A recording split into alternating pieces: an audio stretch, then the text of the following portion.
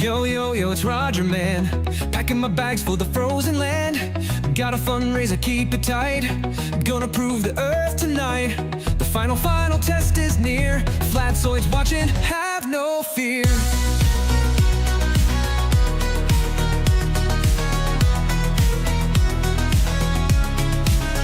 He's heading down, he's on his way. A live stream rolling night and day. Marching straight to the South Pole sign, or straight to the dome, it's all divine. Roger swears he'll show the score, keeping it honest across the board. Roger's heading for Antarctic ice, gonna walk to the wall, won't think twice. Gonna stream the sun as it fades away, be the hero of flat earth today. Roger led well, the flair so bold, keeping it honest across the board. They call him clueless, toothless too. Say he just repeats the crew. Follows Flatzoid step by step. Never had a thought himself, but now's your chance. It's do or die. Prove it flat, go touch the sky. Roger's heading for Antarctic ice. Gonna walk to the wall, won't think twice. Gonna stream the sun as it fades away, be the hero of flat earth today. Roger led well, the flair so bold, keeping it honest across the board. But hold up, wait, I smell a trick. The funds he raised, just a tiny bit. If truth is out there, why so cheap? Where's the cash? Where's the fleet? Flatties, send your man to fight. Expose the globe, prove yourself right. Roger's heading for Antarctic ice. Gonna walk to the wall, won't think twice. Gonna stream the sun as it fades away, be the hero of flat earth today. Roger led well, the flair so bold, keeping it honest across the board.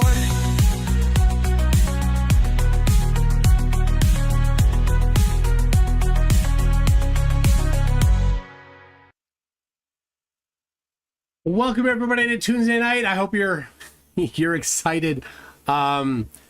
Yes, that is about Roger Ledwell, who is planning to go to on the same trip that the Final Experiment went to last year. He's going to go this year. Well, maybe not. He's not sure. He's not quite capable of communicating with ALE. Apparently, he has tried to call them when they're not open, and then thinks that they won't let him go because they're not answering the phone. I don't know. He's not that bright. Anyway, he says he's gonna go, but he just can't get he's got no funds. He's hardly got enough money. He apparently is looking at going some other ways, like taking a cruise, which of course you would not see except maybe one day. Typically the cruise goes to just south of the Antarctic Circle on the day of the 21st, and that's it. So if it's cloudy, it's too bad. And then another one, he looked at going to 62 degrees south latitude, which isn't far enough south. I don't know if he's going to be able. Oh, hi, Icy Spin. Hi. Hey, stop distracting me. All right. Is that better? That side didn't have enough. Okay, so couple things. We've got a week from yesterday. meetup in Bloomington, Minnesota. If you're interested, Full Tilt Tavern, 8301 Normandale Boulevard, starting at 6:30. So there you go. The on deck for tonight is this is Throwback Thursday, and so I'm working on a couple things. I've got both Kazra and QOP, who if you joined last week for when I was on the Discord server, they both popped in briefly. I'm gonna get each of them. I'm talking to them about having them on exclusively for the whole time. So maybe next week. A week from Saturday is the big debate, the final debate, as Will has dubbed it on his channel. Every flatty on the globe is invited, and if they show up, they force him to donate $250 to stop human trafficking. If the flatties care about human trafficking, all they need to do is connect, and it happens. And if they don't care about human trafficking, well, then they won't. Their actions will speak. Their actions will speak louder than their words. All they do have is words. It's all they have. So this is what we will be watching is this here. It happened on the Non Sequiter Show 6 years ago. The day was, let's see, September 2018 was the date. There it is, September 2018. You can see it on screen there. So the Non Sequiter Show was a show that was run by Kyle, who's on the left, and Steve on the right, and they had a falling out. There was an absolute mess, but it was the premier platform for hosting a lot of debates, and it didn't work out well. But anyway, I decided I'm gonna have the people right here, right below here, their live chat on screen, because some of you were probably there and you might recognize some names. Let's see, Alan Evans, Fred Knotts, Tau Ceti Alpha. So there you go, a couple of them. We'll see who's in there. No, not the Mormon Kyle. The Kyle that stabbed Steve in the back, Kyle, tried to take over the channel even though it was fitty Kyle.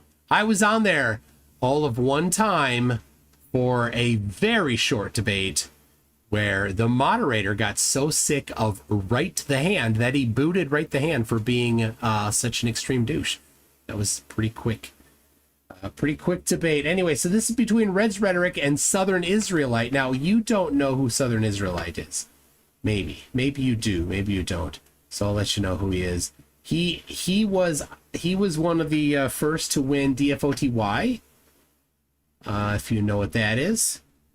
You'll have to go look it up. I'm not going to give its full name. But that's the predecessor to Top Left. It was Reds' thing, and when Reds took a hiatus, he ran it. So we didn't think that we should just like take the name from him. So we created Top Left, and they both live on. So all right, I got a couple notes here because you're gonna want to know who Southern Israelite is. So. Is this it? There it is.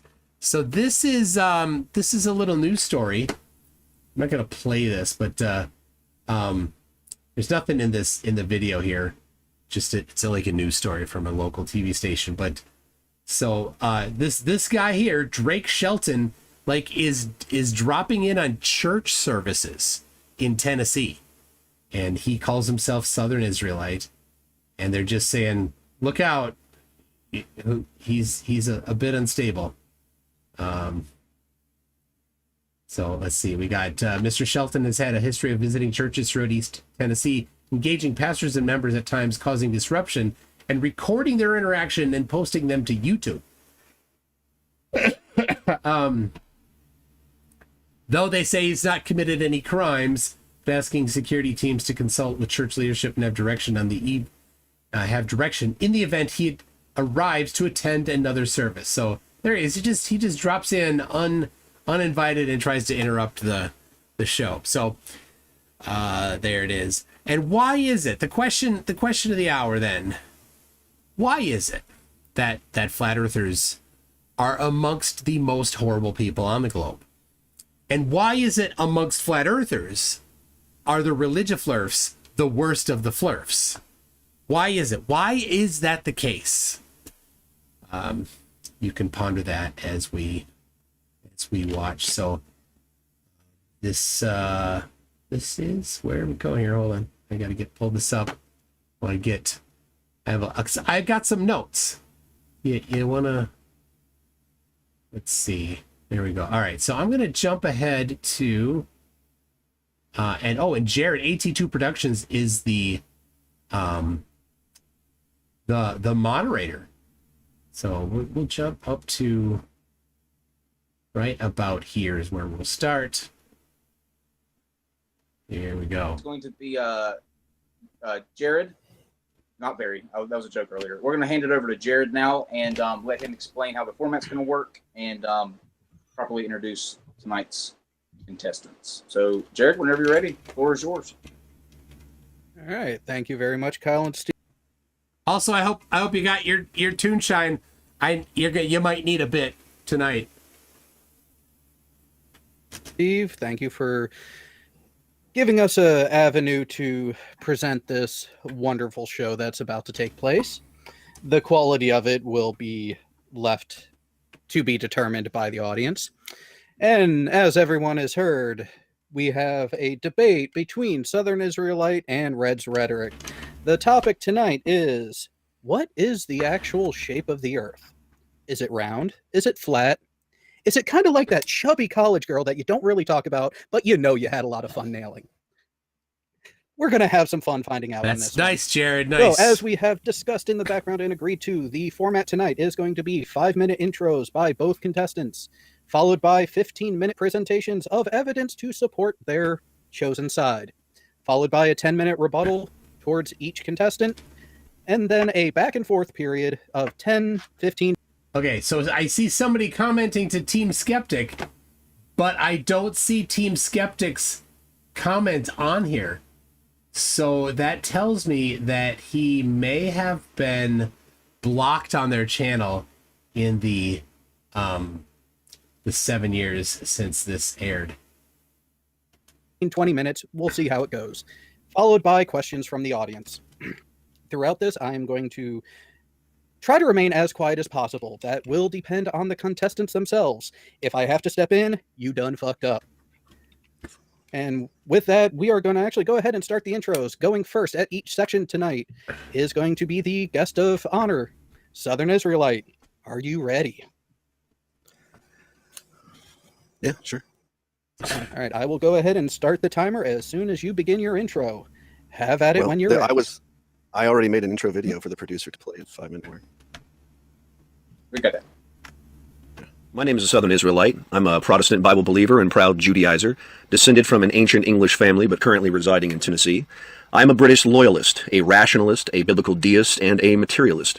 I believe in the coherency theory of truth, continuum mechanics, and operationalist philosophy of science. I believe our reality is best depicted by William Fairfield Warren in his earliest cosmologies, where he gives his understanding of the ancient Hebrew cosmology. The proposition for the debate tonight is the globe Earth or flat Earth, which model comports best with reality. However, which reality are we talking about? The one we see with our eyes and experience with our senses, or is it the reality seen through the theoretical optics of telescopes and cameras? As we will see from our consideration of Galileo, the two are radically different. This brings me to my first argument for the flat Earth. Number one, our unmanipulated experience tells us the Earth is flat and stationary. Okay. However, our opponents have devised numerous optical... Have you noticed that it's the same? In all these years, they're like, it'll look flat, therefore it is flat. That's it. That's number one. Metaphysical. Now, I am playing this 25% faster, so he wasn't talking quite this fast. theories to circumvent what we all experience. Galileo, when confronted with the well-known fact that Mars and Venus appear geocentric when observed with the naked eye, tells us the human eye produces a hindrance of its own, infusing the object with, quote, alien rays, unquote, which expand their size. The telescope is needed to remove the illusion, even though Venus and Mars can be seen with the unaided eye. When confronted with Tycho Brahe's naked eye observation of no annual parallax, Galileo postulated that No annual parallax. Though parallax was measured in 1838 by Friedrich Bessel. Brahe's observation was an illusion brought about by the immense distance of the stars as he induced from his telescope observation of the Milky Way. When faced with the geocentric demonstration of the Tower experiment, Galileo... So, geocentric globe he's talking about here. Right? And same thing. They still have this same mixing today where they'll just chuck in geocentric and then hand wave pretend that it means flat. tells us to, quote, put aside the appearance, unquote, which he and his opponents all saw.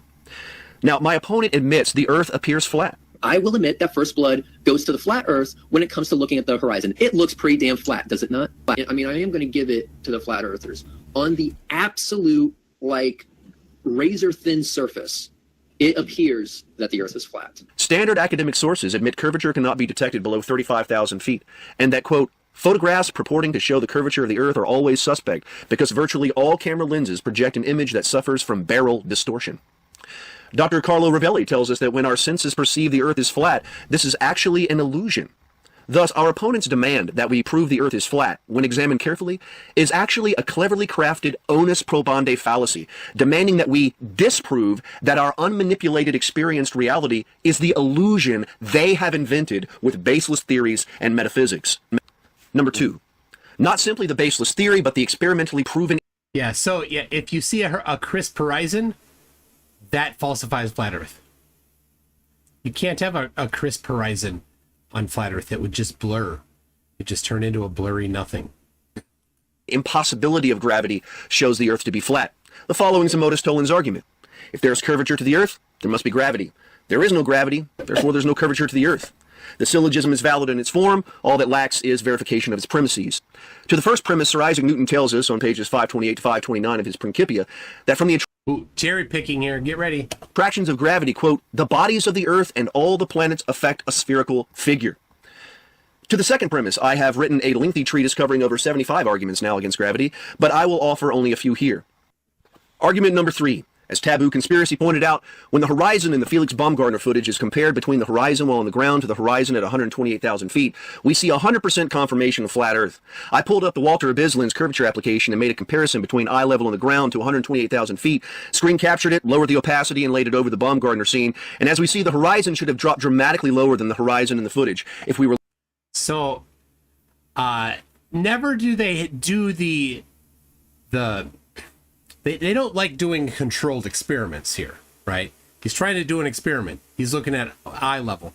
But there is no information on whether or not the camera in there is tipping forward or down or anything. No idea on that. It's not included. In fact, the capsule, to my knowledge, does tip forward a little bit. Backward, forward, I don't know. It tips a bit. Doesn't matter, though. He doesn't know. And so he has to, he's making an assumption. What you need is an instrument that measures the dip of the horizon. He doesn't have that.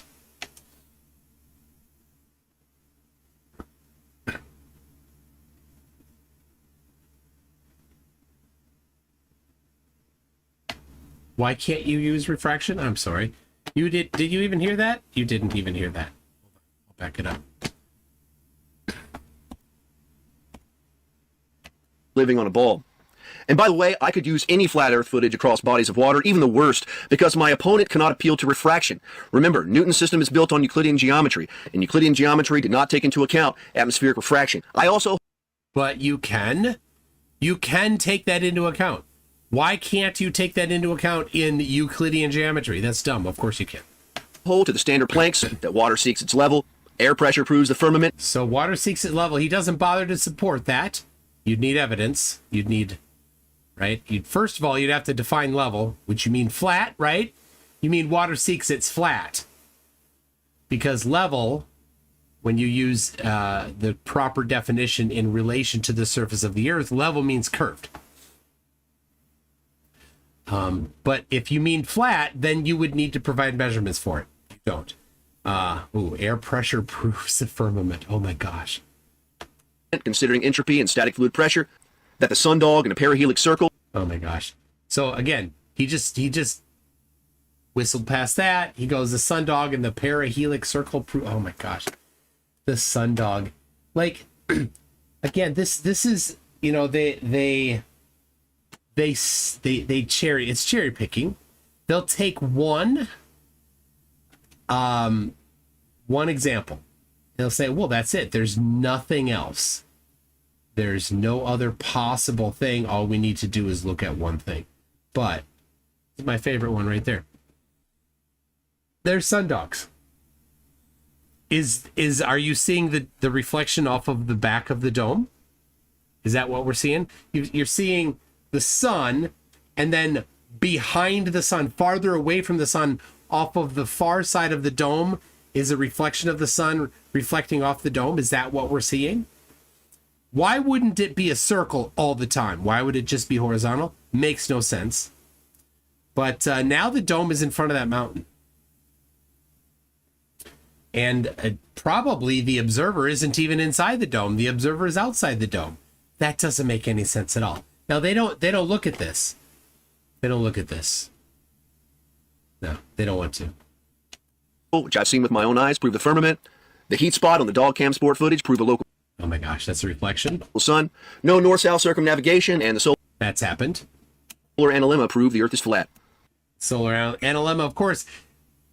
When they talk about this, the solar analemma, this is a mandatory application of the geometry of the position of the sun in relation to this map, right? Or to a map. The analemma is very specific geometry, a very specific claim of the position of the sun in three-dimensional space over this. That's what the analemma is. So they need to provide that geometry. You don't get to say it matches the geometry without having that geometry, because we can test it then. They don't want to test it. They just they gloss over that. This is the deception, and this is how easily they are fooled, how gullible they are. They'll take this thing that relies on a large amount of geometrical claims, and then they'll be like, oh, okay, I'll just take that. They just blindly accept it without any of the geometry at all. Very sad. Thank you.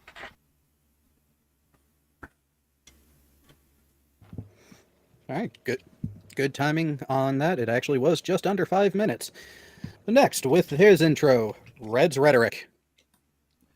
Thank you very much. So, hello and welcome to tonight's debate. I want to thank Kyle and Steve for hosting this debate, and I want to thank Jared for moderating this debate. I'm once again tasked with showing how the round earth model comports with reality while showing that the objections raised against that model fall flat on their face. Now, to support my side of the debate, I will be sure to avoid arguing from authority, actually, even if that authority is legit, and only sticking to observations that our local community has been able to gather over the last 4 years. Because in my opinion, the strength of our case lies not in the fact that we have millions of dollars to spend. The strength of our case lies in the fact that these observations were gathered by normal, everyday people. So, to fight against these facts would be to fight against a reality that literally anybody could verify. The only hope Mr. Southern has in this debate is to hold himself to the same standard and bring up reproducible observations that support a flat Earth. I hope that won't be a problem for him. I mean, after all, in a recent comment, Mr. Southern has said the following: I have written 13 books, dozens of essays, thousands of articles. I have men who fund me to be a professional writer for years, and now I have an almost 900-page document on why I believe the Earth is flat. Those are real academic achievements for me to base the fact that I am an advanced intellect. Now tell me what you have. What I have, sir, is a history of making flat earthers my bitch. So to make sure we don't have a repeat of Friday the 13th, let me give Mr. Southern some advice. Nobody cares how many books you've written. Nobody cares that you were paid to do it. Nobody cares about quotes from the Bible or unverifiable opinion that everybody is lying to us. The Non Sequiter Show and its audience demand that we present tangible evidence that can be judged on its own merits. And I am sure we are all ready and willing to see what observations Mr. Southern has done, or at the very least support, that verify the geometry in question for tonight's debate.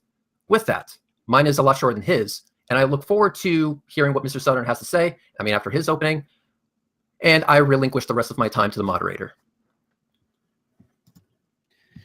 All right. So Reds knows how to do an introduction. When I set up a debate format, I usually give 1 minute for introduction so that it's less confusing. So otherwise they try to go into talking about evidence during their introduction. Right. And with that, we are ready for the full presentations. Give me 1 second to get the timer set up.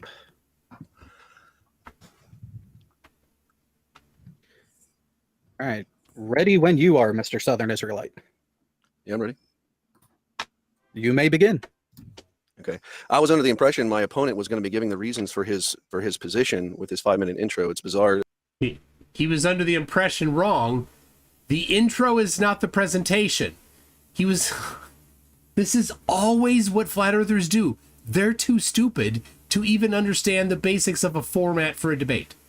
It seems to be there's another shift of burden all pushed on me again here. That's fine.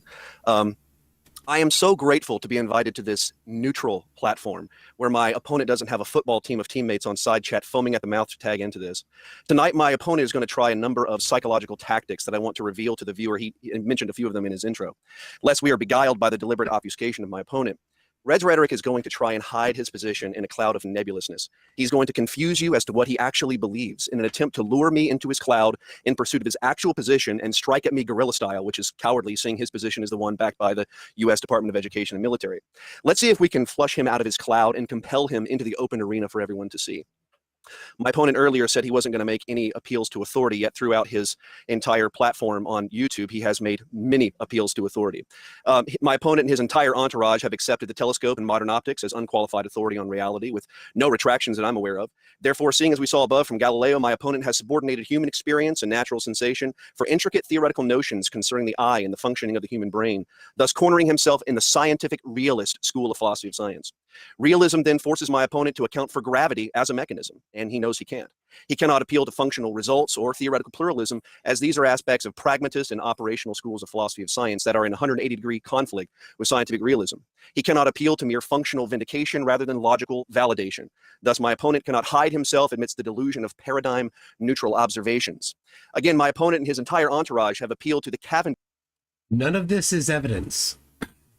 experiment as proof for the nature and existence of gravity and appeal to authority, thus cornering himself in the Newtonian school. So he thinks a valid experiment is an appeal to authority.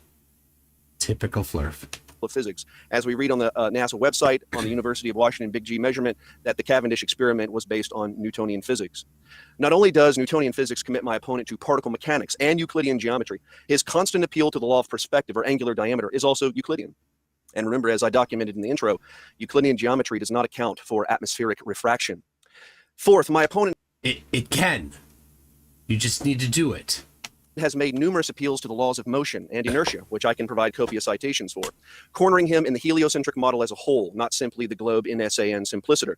For Sir Isaac Newton tells us on page 401 to 402 of his Principia that, quote, the earth, the sun, and all the planets mutually gravitate one towards another, and are therefore, according to their powers of gravity, in perpetual agitation, watch this, as the laws of motion require, unquote. Okay. He has also many times appealed to relativity. One moment. I'm pausing your time, Southern. This section of it is actually to provide evidence for your position. For Again, this is so common. The moderator, being polite, pauses the idiot flurf to say, you didn't pay attention to the debate format. At this point in the debate, you are supposed to be doing this. They never get it. For the last 4 minutes, you have failed to do so. Sir, I gave 9 arguments flatly what my position was in the intro. I mean, the my intro was opponent gave to nothing. introduce yourself. I was told that the intro was where you present your arguments for your position. That's what That I was told. No, he wasn't. I was told, and he did not do that. The intro was to introduce yourself and to introduce No, your sir, position. I can show you the email straight from Non Sequiter showing me that it was to introduce myself and to present the arguments for my position. That's what I was told. And the presentation, which we are in now, is to provide evidentiary support for your position. The last And I will do so, and I will continue to do so. I'm simply giving an introduction. Did my opponent do anything but do an ad hominem in his intro? He did nothing but ad hominem. I can already tell this is going to be a shit show. He did an ad hominem. My mom said that was naughty. Okay, so can I continue? that was for the intro. I just want to make sure that you are planning on actually providing evidentiary support for your position during this segment, which and is what intended about my for. intro to not provide plain and clear evidences for my position? Oh my gosh. And Flatties think that stating a claim is evidence. You notice he said, what in my intro didn't give evidence for? All he did in his intro, which was supposed to be the intro, but he gave his presentation, is evidence. All right. He wanted it to be evidence. He thinks it's evidence, but all he did was make claims. He said, water seeks its level.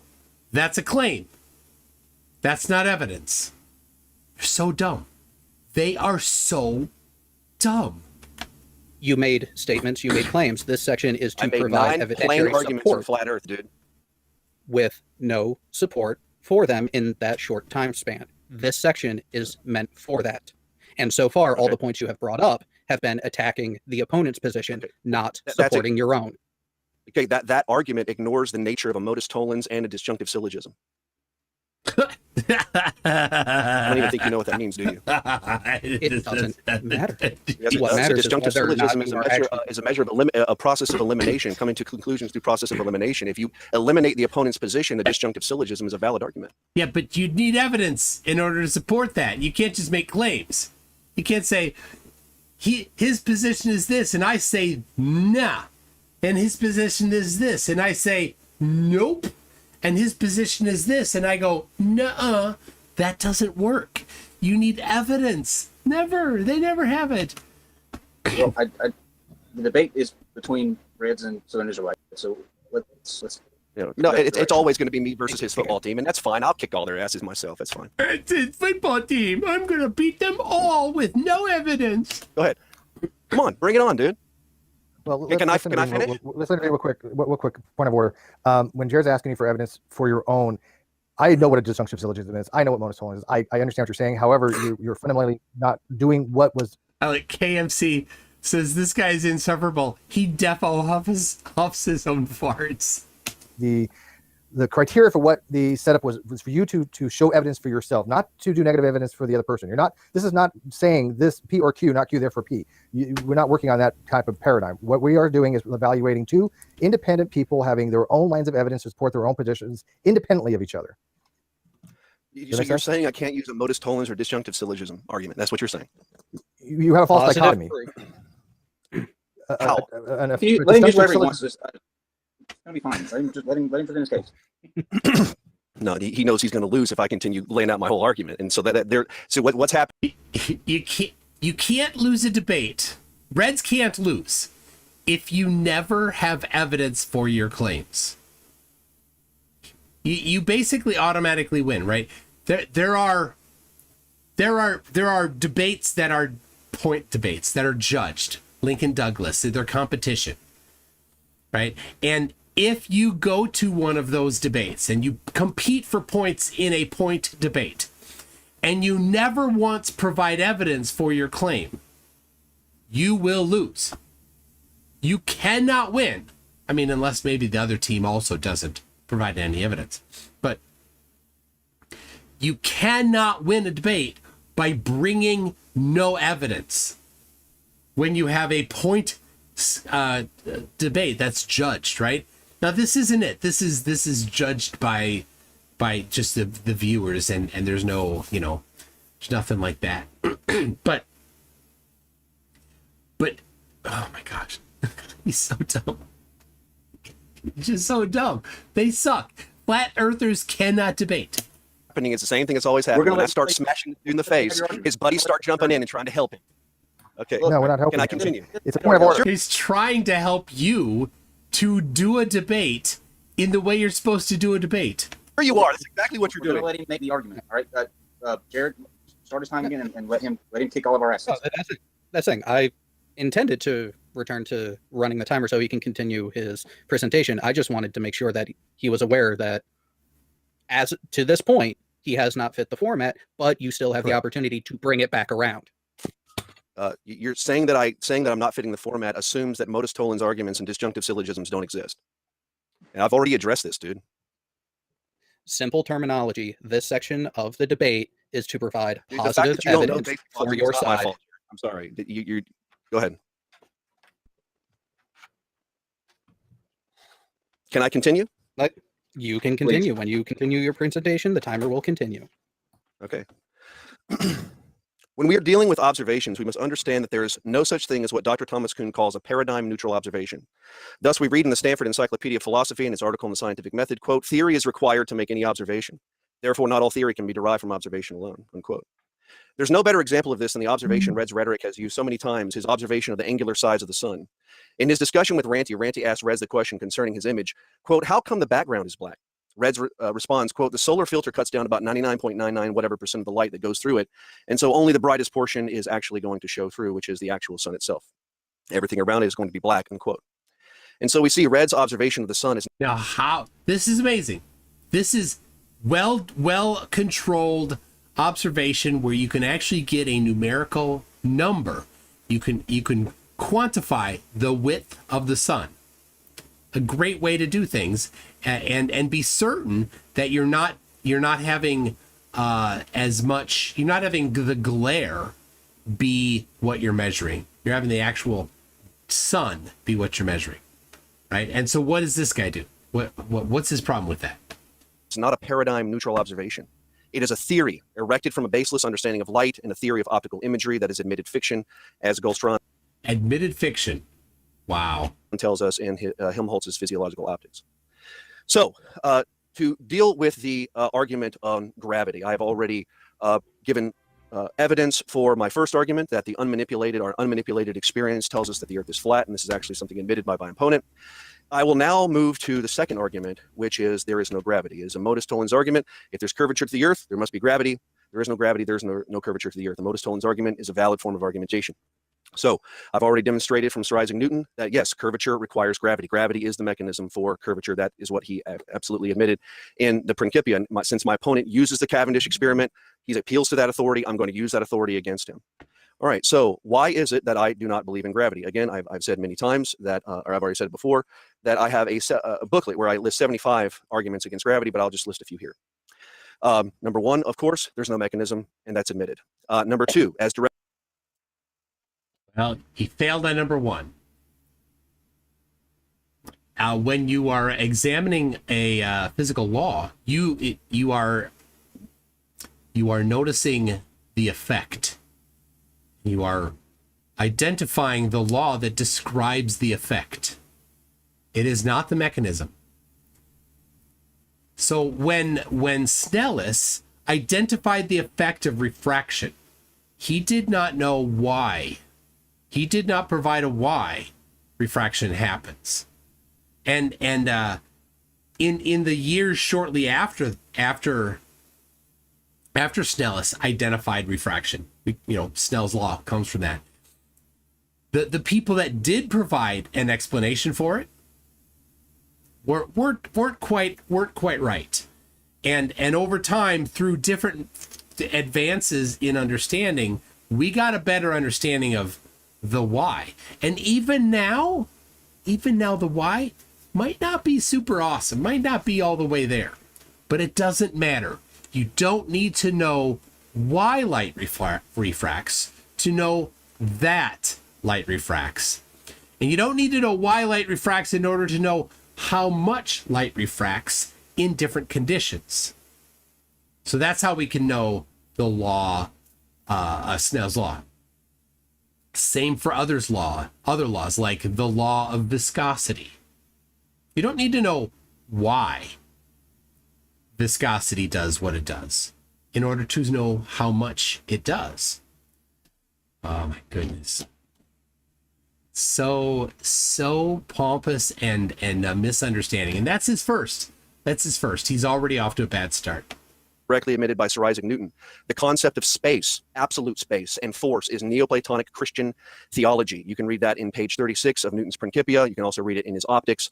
You can also read in Sir David Brewster's Memoirs of the Life, Writings, and Discoveries of Sir Isaac Newton, Volume 2, page 278 to 279, where he states that the fixed point that Newton mentions in the Principia is God the Father, whose frame of reference defines what absolute space is. My opponent doesn't believe in the omnipresence of God, which is exactly what Newton said space was. Why does any of that matter? And he's not talking about space like outer space. He's talking about a three-dimensional coordinate system of space, an absolute coordinate system of space, which isn't what people think is the case anyway. Man. My opponent doesn't believe in God the Father, so he can't believe in absolute space either. I mean, we could just end the debate right there and it's over. So it doesn't matter. That's a coordinate system, and whether or not there's an absolute to that coordinate system has nothing to do with the shape of the Earth. Flat, globe, geocentric, none of that matters. None of that when you're talking about absolute space. But we'll continue. Let me don't get on me about that. There's nuances, I know. Number 3, the Cavendish experiment. The Cavendish experiment is based on fixed points in absolute space, which are impossible on my opponent's position. No, it's not. Oh my gosh. It is not. The Earth is rotating. The Cavendish apparatus is rotating with the Earth. The Earth is orbiting the sun. The apparatus is orbiting the sun too. The sun is moving around the galaxy. The apparatus is moving around the galaxy too. There's no fixed coordinate anything. It's all moving with Galilean relativity. You could do the Cavendish experiment on an airplane flying if you wanted, right? You'd have to be careful to control for variables, but you could do it on an airplane. You don't need fixed space. It doesn't have to be stationary. Oh my goodness. Remember, Newton admits in Principia, page 78 to 79, that there are no fixed points or states of rest in reality. He said it was something that you would have to abstract. It's not something that can actually be demonstrated from reality. And number 2, my opponent cannot account for space and absolute space, as these are theological notions that Sir Isaac Newton mentions blatantly in the Principia.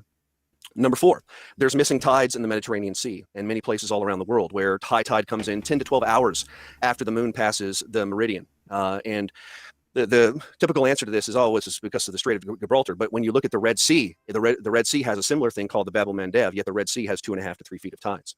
It's absolutely impossible. And it did. I missed the part where he provided the explanation for the dirt pizza, how it works. Places in the world where you can look where high tide comes in 10 to 12 hours after the moon passes the meridian: Holyhead, Pentland, Firth, Dublin, North Foreland, Needles. You can also go to Fiji and Ascension Island where low tide comes in when the moon passes the meridian.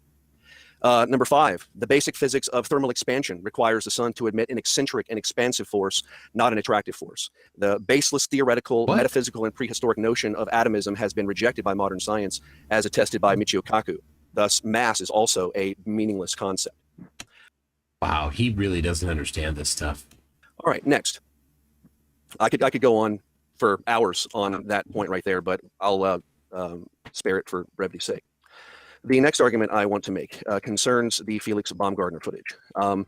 As I stated before, from Taboo Conspiracy's great demonstration that he made, we see that the horizon should drop. If you go to the Bisling curvature application, the horizon should drop dramatically more than it does in that footage. And my opponent's going to try and blame the horizon on Felix somehow leaning the gondola perfectly in proportion to the falling horizon, while somehow sitting still at rest with his back against the seat. It's going to be some mental gymnastics. I can't wait to see how he gets around that. And again, like I said, I could use the worst flat earth footage on YouTube or whatever, because my opponent cannot account for atmospheric refraction. Euclidean geometry doesn't include atmospheric refraction. Why? I don't understand why he keeps saying that. Euclidean, you can use, within Euclidean geometry, you can account for refraction. Why does he think that's not a thing? Anyway, here you go. Measured it myself. There's the sun on the horizon there, just at sunrise, and you can see the elevation angle, negative 3.4 degrees right there. Now, with refraction, that is the right amount. With refraction. In Euclidean geometry, applying refraction using Euclidean geometry, 3.4 degrees is the amount that's predicted for the globe. The amount predicted for flat Earth, 0. Or higher if you include refraction. This is negative 3.4. It should be 0 or more than 0 with refraction.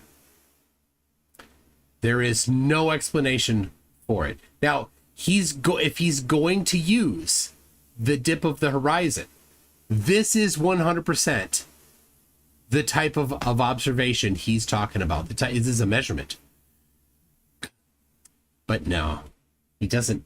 He tries to use fancy words to fool his audience. That's what flat earthers are doing. They're not actually moving science ahead. They're not convincing smart people. They are convincing the already idiot people that, of their idiocy. In your idiocy, don't worry, you so smart. That's it.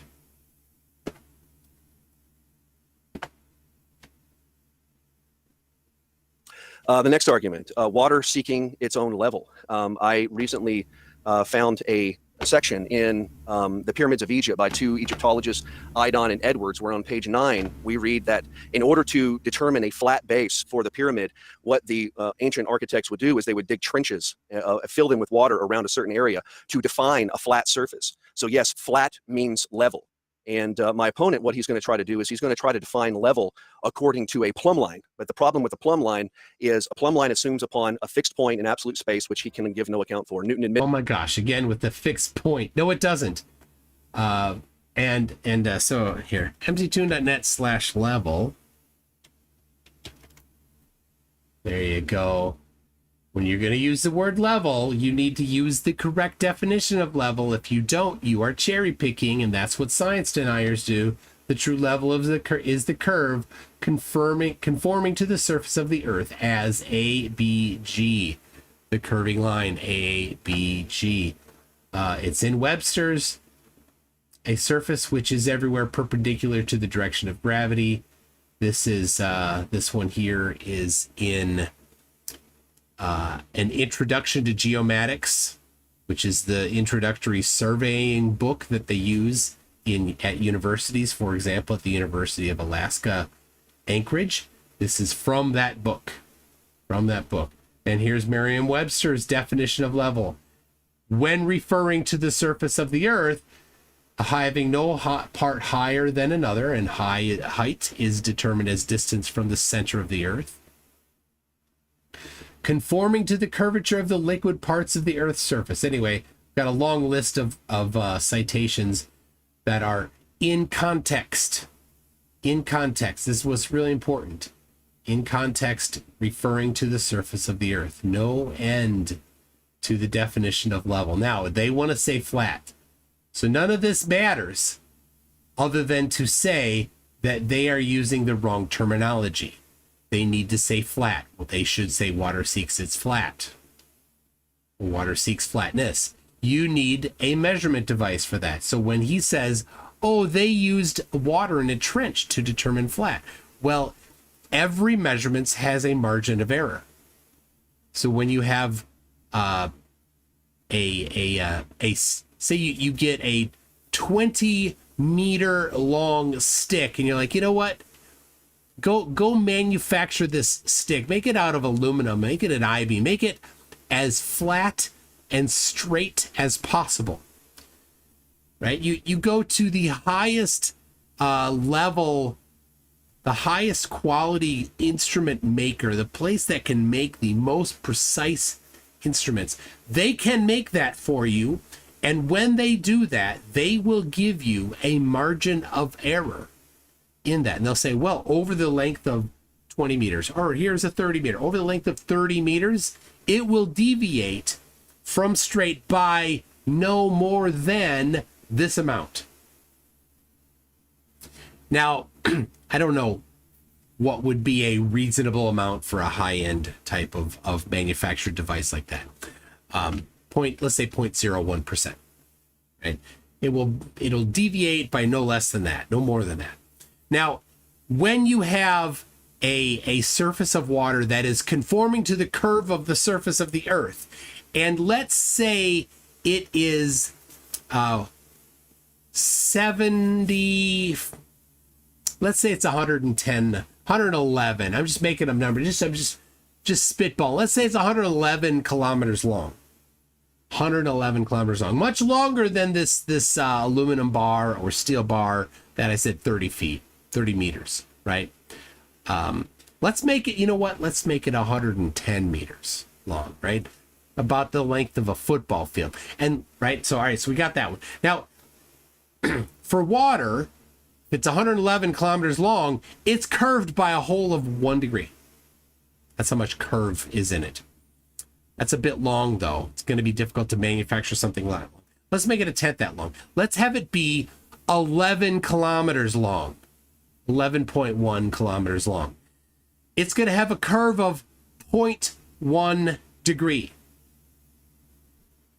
over 11.1 kilometers. Well, that might be a little long. Let's say it's 1 kilometer, 1.11 kilometer, right? 1,110 meters long. It's going to curve following the surface of the earth by 0.01 degrees. Okay? Now that's a bit long. That's a bit long. Let's divide by 10 again. Let's make it the same length as that bar. 111 meters long. The length of a football field. And let's have it curve at the rate of the surface of the earth. It will curve in that distance 0.01. Wait, did I get that right? No. 0.001 degrees. The length of about a football field, the surface of the earth curves 0.001 degree. Now, if you were able to get a manufacturer to manufacture a straight beam that is guaranteed to not flex by more than 0.01% over the length of 111 meters, man, good luck. Good luck getting that manufactured. If it is only, if you could get it that's perfect, that guarantee of flatness, that would be quite something. Quite something. That is so close to flat that it would be quite difficult to actually measure it. Think about that. Think about the length of a football field. 0.01 degrees of curve. Can you manufacture a device that flat? You can't. You can't. And so if you dug a trench that long and said, let's accept that 0.001 degrees of curve is within our margin of error. That's plenty good. Really good measurement there. So yeah, I'll take that. If you can do that, I'll take it. All right. Let me see. I got to read a couple things here. Icy Spin says, Lindsay, your crown, please. Also, Kyle Curtis, trash human. Yeah, to be clear, Kyle, who is one of the hosts, turns out he was quite a torable person. Monkey Cat Pat Pat, whose birthday was yesterday, said this debate is a classic. Wish Reds was here. Yeah, it is. It's a good one. Tim Davidson says, let me reload this.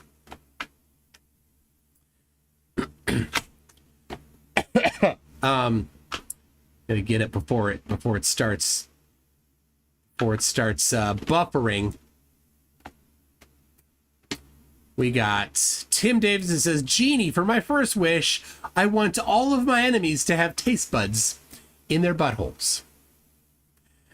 For my second wish, spicy chili cook-off. I would love a spicy chili cook-off. I would not like taste buds down there. Kango44 says, yum, yum, yum, loving the word salad. Oh, yeah.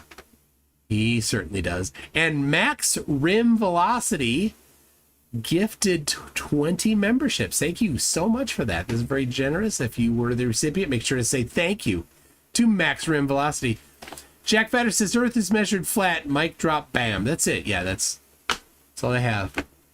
Where's those measurements? No idea. Never provided. Siggy Sigwald says, Flat Earth is the only proposition that can't be steel man. That's 100% true. They're like, can you steel man? Can you steel? No, I can't. It's not possible. Because you don't provide any mechanisms for things. Can you steel man flat Earth and the sun setting? Nope. Not possible. It's magic. Magic is all that it comes down to. That's the steel man.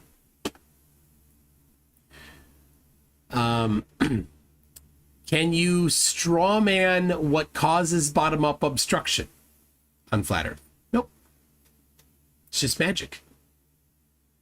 Because there's no known mechanism that would cause that. Icy Spin says you can't determine the ground with lights in the sky. Yeah. Of course you can. But we can look at the ground, and it doesn't help them either. Jack Fetter says also, all my evidence will be from 1700. Well, he did get Felix Baumgartner. Felix Baumgartner. In an unmeasured dip of the horizon. Unmeasured. The Sun Express says, have Flurfs never considered there are neither man-made nor natural structures over 30,000 feet, thus preventing a direct line of sight to the sun during nighttime flights at all time.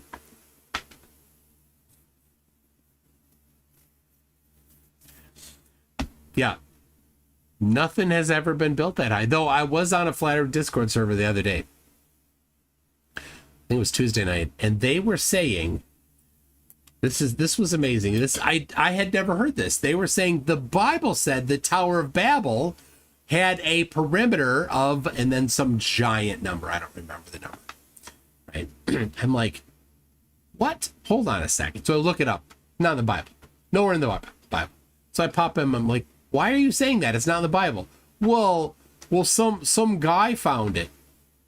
So it's not in the Bible. Why are you saying it was in the Bible? Well, it's in the book of something else. So some other apocryphal book. So there's books that people sometimes include in the Bible and generally don't include in the Bible, but some groups of people like to include them.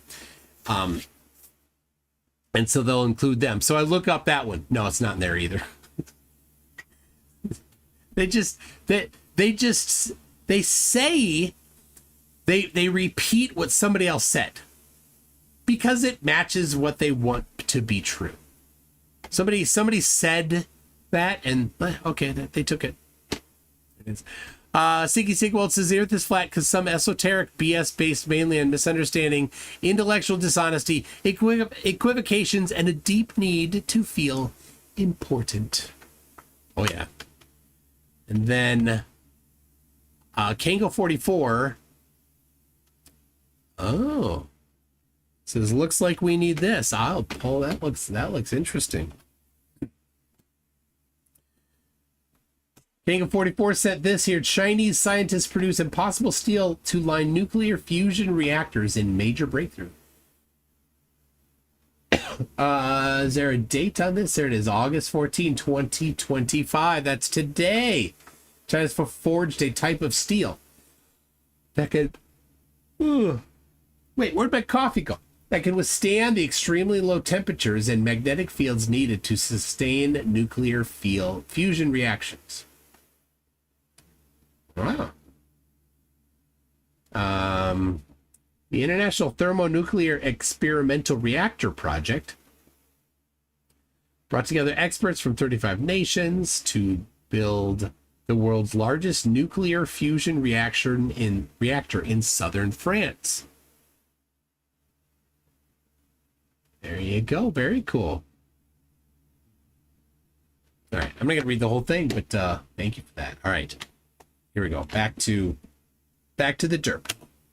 Physically, it doesn't exist, and the space and absolute space are theological notions that my opponent doesn't even believe in. So he can't appeal to that. He can't appeal to that. Now, I've heard him use this argument where he shows a shelf crooked on the side of a wall, and he'll say, is the shelf level? Is the shelf flat? And he'll refute the idea that level means flat. What he's doing is he's conflating the surface of the shelf with the circumstances and configuration of the entire body. Obviously, when we say the oceans are flat, we don't mean the water under the surface. We're just talking about the shape of the surface. So that's a conflation of categories. The next argument, static fluid pressure and entropy proving the firmament. This is pressure needs a container. It's same old. Heard the debate that my opponent had with Jim Panda and Galen Dav, and they were talking about how equilibriums would preclude pressure gradients. But basic physics, if you look at static fluid pressure in any basic physics book, it'll show you a static fluid is an equilibrium, but that equilibrium contains pressure gradients. What causes the gradient there? So pressure gradients do not preclude the flat Earth argument for the firmament. He's not gonna tell us what causes that gradient. Oh, also, my opponent does not believe in Newton's definition of a vacuum, so he can't appeal to a vacuum either, because in Newton's Principia, he refers to a vacuum, he uses it synonymously with space and void, and space is a theological concept that my opponent doesn't believe in. So he can't appeal to a vacuum.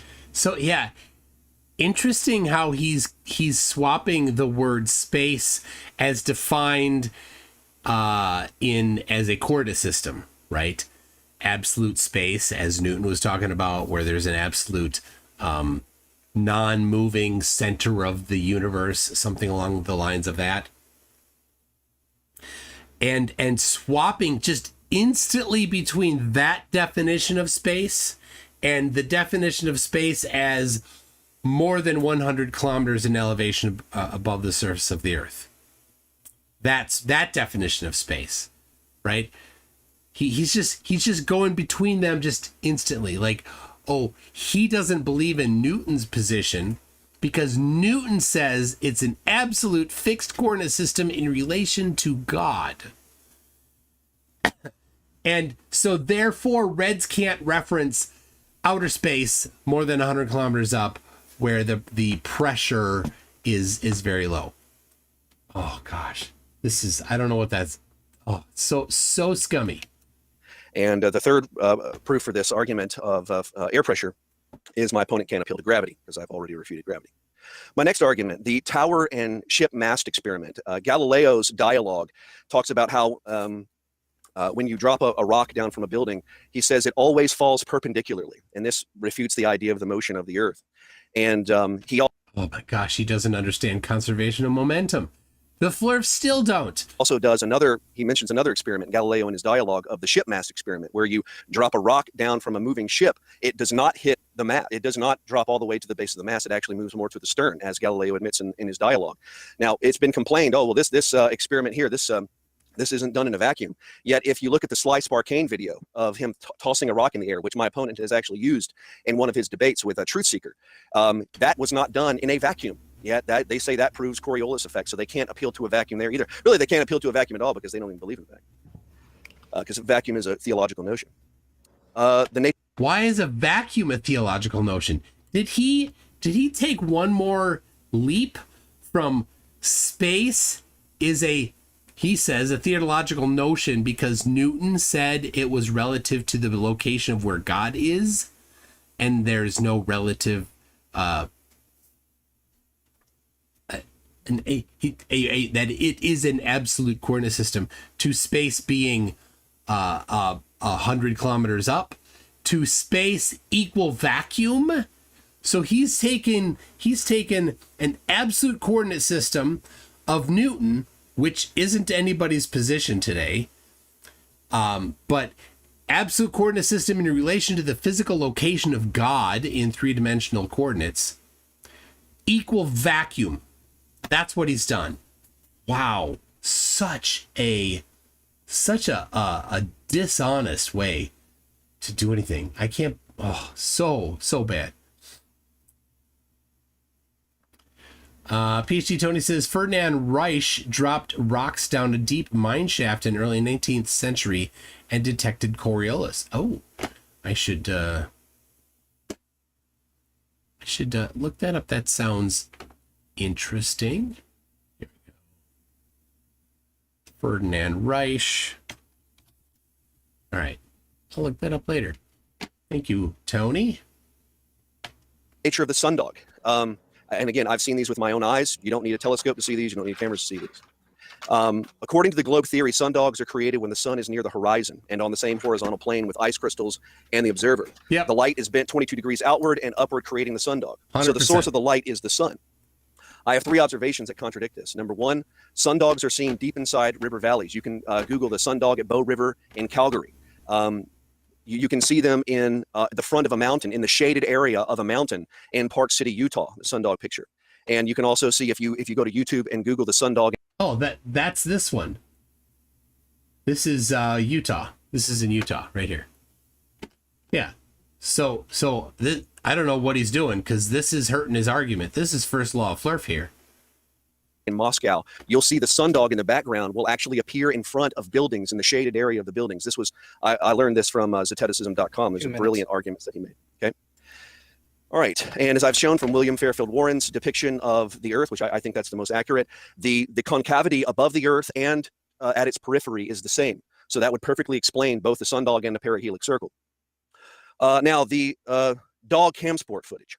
The dog cam sport footage is an absolutely devastating argument, because I did an experiment with light, which I can produce later, where I did a experiment on a flat sheet, and I did an experiment where I've reflected light off of a ball. And on the flat sheet, the sun reflection looks exactly the way it looks off of the ocean. But my opponent... They look the same, therefore they have to be the same. Typical Flatty. Will say that the heat spot in the sundog video is a reflection. Well, that's impossible. We've seen how the sunlight reflects off the ocean. So number 1, the heat spot's too small to be the reflection of the sun and the satellite. If you look at the satellite footage of the reflection of the sun, it's actually the size. It's about 700 miles long. If you look at it, you can go to the Electro L satellite Himawari. It's about 700 miles in what? Wait, why is he referencing satellites? They have to be fake. Because if they're real pictures, it's a real picture of the globe from space. You can't reference them. That's a stolen fallacy. That's the fallacy of stolen concept. In width. The heat spot in the dog cam footage is only about 10 to 12 miles long, or in diameter. How did he measure that? In the dog cam footage, which he didn't put up here, but in the dog cam footage, it's mostly cloudy, and there's just a little area where there's no clouds, so you don't know how big the actual reflection is, because you only see the part of the water where there's no clouds. The heat spot's a different color. The heat spot is a different opacity. The heat spot is located somewhere where you never see the reflection on the satellites go. If you look at the Himawari, you look at Electro L satellite, okay, you'll see the sun reflection orients itself at the equator or just above it, in between the equator and the Tropic of Cancer. Sorry. So they have no basis for saying the Baltic Sea heat spot is a reflection. And I relinquish the rest of my time. All right. Okay, so the format was a 5-minute introduction for each person, and then a 15-minute presentation of evidence. So he did get into that finally. He finally got into it, supposedly presenting it as his evidence, but he didn't really present any evidence. With that, Red, are you ready to give your presentation? Yeah, I am. All right, the timer is ready. When you begin, it will start. Okay.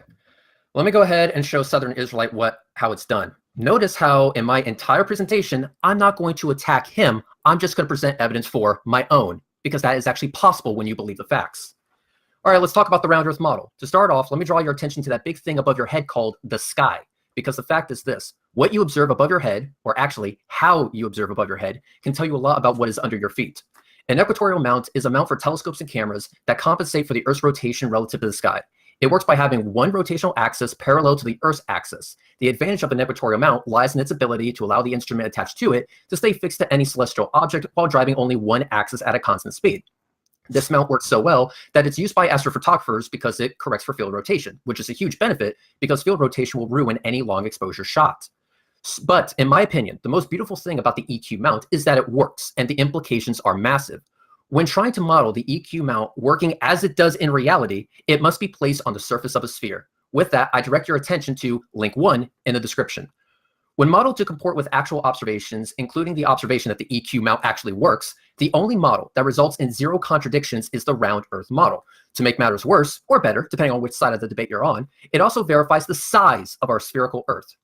Because if you were at the North Celestial Pole, the axis of your mount would be pointing straight up. Move to the equator. The axis will have to be turned by 90 degrees in order for the EQ mount to make those epic observations again. The distance between those 2 points, along with the difference in angle, allows us to get a value for the radius of the Earth. So not only does this mount have to be placed on a sphere, it has to be placed on a sphere the size of the Earth to comport with reality. And if you disagree with the math, try it on a basketball and see if it doesn't give you the correct answer for the size of the basketball. These observations are key, as was demonstrated in my last debate against Jeranism, but for the sake of being thorough, let's go over something again. Link 2. On October 1st, 2017, fellow YouTuber Slice Arcane posted. So he said link 2, and oh, here it is. So Reds, you see these here, Reds Rhetoric's links. So these were presented ahead of time, I suppose. This is Sly's video here. One of the original. Participants, let's go ahead and examine that. If the close sun claim over a flat plane Earth were factual, then from any latitude, the shadow tests would all point directly at the sun in close proximity to the Earth's surface, and we could determine what the actual altitude is, if they all match up. Let's first mark the latitudes of all those who perform this test.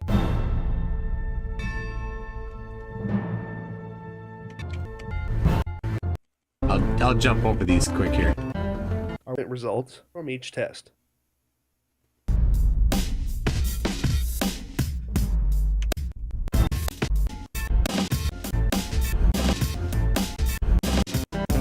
Located. Well, except for Joshua. His seemed to hit. So Joshua, if you turn flat earther, I totally, sorta understand. So now I'll remove this target, and we'll see what this looks like if we apply all these lines to their latitude locations on a globe. This is great.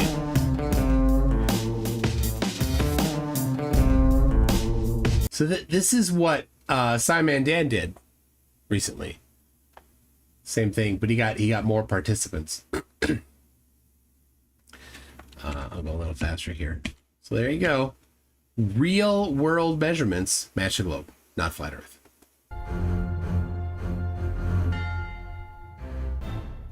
So as you can see, this concludes that all angles are within less than 1 degree of perpendicular to the Earth's axis, pointing at a vastly distant sun. And if we took all the stick angles, they all point directly to the center of our big round Earth.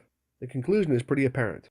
Earth is not a flat plane, the sun is not close, as proved here with repeatable experimentation. I would also like to note a complete lack of participation from flat earthers during this experiment. For those who seem to be seeking the truth, you sure don't want to participate in finding it. Y'all have a nice day. And that is par for the course. Flat earthers rarely want to participate in the experiments.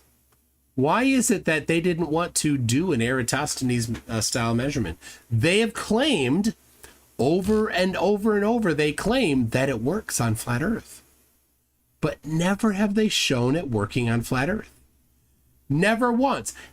They claim constantly. They've been claiming for 10 years that it works on flat Earth, but never once have shown it working on flat Earth. Why is that? Well, we know why, because when you actually do apply the geometry, it doesn't work for flat Earth. The video where a bunch of volunteers from all over the planet measured the altitude angle of the sun during the equinox. Their goal, again, was to find out if the round Earth model would agree with the data gathered from their observations. So participants in 9 different countries conducted the simple observation, which is very similar to the Eratosthenes observation done over 2,000 years ago. Using the latitude of each participant, the sun's elevation angle was measured during solar noon for each location. These angles were then placed on a sphere to see if the angles corresponded accordingly. Spoiler alert. When the lines of altitude were plotted, the only model that resulted in 0 contradictions was the globe model. This observation even verified the accepted size of the globe, because the stick lines, which are the lines that were perpendicular to the Earth's surface during the observation, all converged to a point being the center of a sphere, and those measurements were used to calculate the size of our globe. However, this observation also hinted at a sun that was extremely far away. So if that could be verified, then Sly's observation is rooted in reality to an even greater extent. If you wish to learn how one would figure out the exact distance to the sun, there's a video on my channel that educates Jeranism on the methodology, link 3. But the exact value is not important here, so we will move on. Lucky for Sly Sparkane, his data points comport with my observation I did in my video, Zeticism.com versus the sun, link 4. The sun has a known angular size of around 0.53 degrees that even flat earthers will agree with. Gee, I wonder how they got that size. Maybe they used the solar filter and they trust its values? That video is now private. If you were to look at the sun through that solar filter and track it all day long like I did 2 years ago, as Zeticism.com himself was trying to do, you would see that the sun would remain the same size in the frame. This makes sense because if the size of the sun asserted is the size asserted, and the distance asserted is the distance asserted, we would not expect to see any shift in size as predicted by the law of perspective, which, by the way, is basic trigonometry that anyone can verify with pen, paper, and a ruler. You don't need to go to any authority to use pen, paper, and a fucking ruler. So observations done in reality confirm what we would expect to see from a distant sun. And that distant sun comports with the observations done by Sly and his volunteers, showing the size and shape of our Earth. Now, this is where it gets good. When you compare the values of Sly's equinox observation and the EQ telescope observation, they all converge on the same answer for the size and shape of our Earth. So not only do we have confirmation, we have multiple lines of confirmation, and all without having to run to NASA and spending millions of dollars. However, if you are a little well off and have some epic support, hashtag Reds fans are the best fans, you can obtain some equipment that will allow you to see the Earth's curvature directly. On August 20th, 2018, I made a few observations with my DJI Mavic Pro, link 5. Not only did I observe horizon drop with altitude gain, which comports with the round Earth model, by the way, but I also took a still image at 1,638 feet. Curious thing about that image, flat earthers were quick to say that image showed a completely flat horizon. In other words, not CGI. But when you compress the image from left to right, you will see that there is curvature in the image. To make sure this wasn't a fluke, I contacted Sly Sparkane to verify that the curve being shown comported with the round Earth model, link 6. When modeled with the correct height, field of view, and the quote, So here is the link 5. This is a pretty good one here. You see the arrow stayed in the same spot while the drone increased in elevation. The horizon dropped. How did that happen? Why did that happen? It's still going up. So he only went up to 1,000 something feet. Which is a good height. It's not only 1,000 feet. That's a good height. And then I think, yeah. All right. So there you go. There's that. And I'll look at the next link here. Is this Google Plus? Yeah, that's old. All right. So there you go. And I think he did a left to right. Assumed size and shape of our planet. Sorry, he did a horizontal compression. My image matched exactly. It's also worth noting that this observation was done while looking out into the Gulf of Mexico, so the classic "it's just a terrain" excuse isn't going to work here. But DJI isn't done yet, because fellow YouTuber Sean Hufford also did some observations with his drone, link 7. What he did was very... Link 7.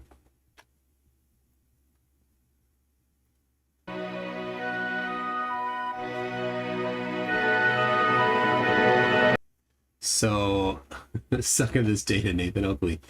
SunCalculateTimeDate.com. This is Sean Hufford, who's since ran into a little bit of ill repute in the community. But you know, science is science, and it's still valid no matter who did it. SunCalculateTimeDate.com predicted that sunrise at ground level would be at azimuth 114.72 degrees at 8:06 a.m. at my location. I put my drone up at 7:55 and left it there at 383 feet and zenith and azimuth 115 degrees to see how accurate SunCalc is for predicting the sun's location. And this is how you do science. You make a prediction, then you test that prediction. And even better if it's a quantifiable prediction. So, all right, he's at 393 feet. You see the bottom right there. 8:05 a.m. There's the sun right at, and he's pointing at 115 degrees azimuth. So there it is. It came up at the time that SunCalc said, and it came up at the angle it said. And then look, he drops down, and it gets obstructed by the horizon. There's a curve there. There's a freaking curve there. If it were flat, of course, it could never be obstructed by the horizon. It's moving down again. You can see 200 feet, 203, 202. There you go. Sun is completely obstructed by the horizon. No change in zoom. He's not zooming out or zooming in.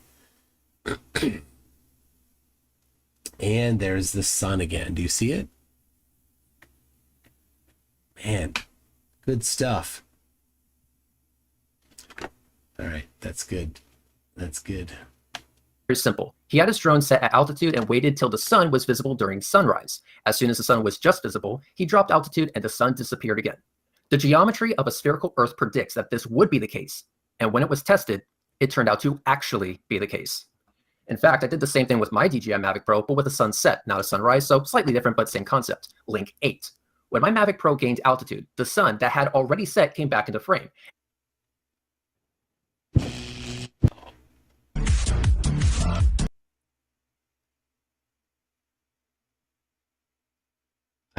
I clicked the link instead of command clicking the link.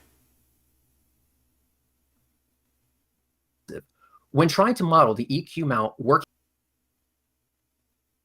for curvature of the Earth, and that is Soundley's Lake Pontchartrain Causeway observation, link 9. The length of the causeway makes it possible to see the curvature of the Earth directly given a clear enough day. I missed a little. It's okay. When atmospheric clarity allows for it, you'll be able to see the causeway literally curving with the Earth. These observations were also filmed with a flat earther camera of choice, the Nikon P900. And if that is a fucking problem, someone should tell Ranty that. And I intend to repeat the observation myself once I get a Nikon P1000.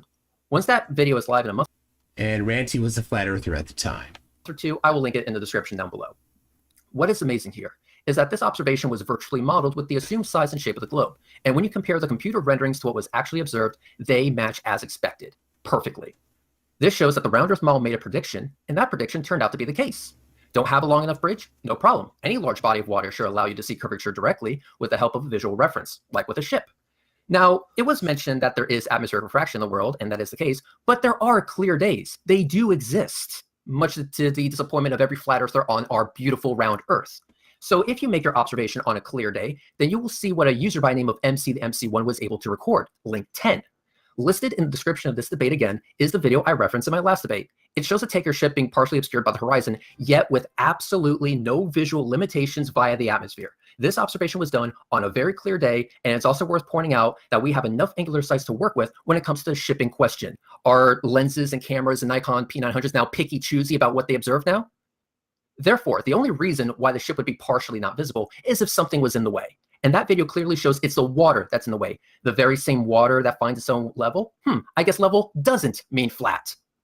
This isn't anything new. This observation has been done for centuries. And when you look at all the evidence presented, you find one thing in common, actually multiple things in common. They all converge on the same answer for not only the shape of the Earth, but the size of the Earth as well. So observations done in reality confirm the size and shape of our Earth. These observations can be repeated. And if flat earthers cared about the truth, they could verify it for themselves. As I said at the beginning, the strength of our case lies not in the fact that we have millions of dollars to spend, or that we know some great scientists personally. The strength of our case lies in the fact that these observations were gathered by normal, everyday people who are sick of seeing the constant bullshit from the flat Earth camp. I now relinquish the rest of my time to the moderator. And for the record, there were 5. Look at that. He waited for that ship to go past. None of this is angular resolution. This is an angular resolution. The camera can resolve the detail. Look at that. Very clearly, it can resolve the detail. Great one. I need to get this in my my repertoire. Minutes left on the timer. You're welcome for that. All right, so now we will actually go into the rebuttal portion. I'm resetting the timer to 10 minutes. Southern Israelite, when you are ready, the timer for your rebuttal to what Red has presented will begin. Okay. Ready? Okay, When so you are. my opponent. Okay, so my opponent made. I can get my. Made 6 arguments: equatorial mount, Slice Barkane's observation of the sun, angular size of the sun, his drone footage at 1,638 feet, Lake Pontchartrain, boats over the horizon. Okay, so as far as the equatorial mount goes, as I have demonstrated in great detail in some books I've recently written, telescopes are not reliable observations of not reliable instruments of observation of the celestial bodies. I have from authority from Helmholtz's Physiological Optics, we see that all optical imagery is based on fictions. In going through Galileo's sidereal messenger and in his dialogue. Now, of course, none of this matters because he was using the sidereal, not the sidereal, he was using the equatorial mount to point to the object. Something that you can't do on a flat surface. It's moving a single axis of rotation. That's how an equatorial mount works. The really cool thing, and Dave McKeegan went over this with Jaron in Antarctica in the mess hall, and so let's say this is your equatorial mount, and let's say you're on the equator, and it's the equinox, and you're gonna set it up so that it points at the sun. Okay, and this end here will be the part you're pointing at. So let's say the sun's over here. Okay, now it's the equator, it's the equinox, and so the sun rises straight to the east, right? And so it does this right at sunrise. This is the direction it's pointing. Now, because when you set up the equatorial mount, this axis here that it's going to pivot on is pointing some particular direction. And in this case, it's pointing toward Polaris or toward the south celestial pole, not Polaris, the north celestial pole or the south celestial pole. You need one of those. Now, we didn't have those in Antarctica, and that's what made it difficult for Dave to set his up. Anyway. So here it is. So on the equator, on the equinox, this is what the sun will do during the day. Just goes right over your head, straight up. Vertical poles have no shadow at noon. Then it keeps going this way, right? And then the sun sets.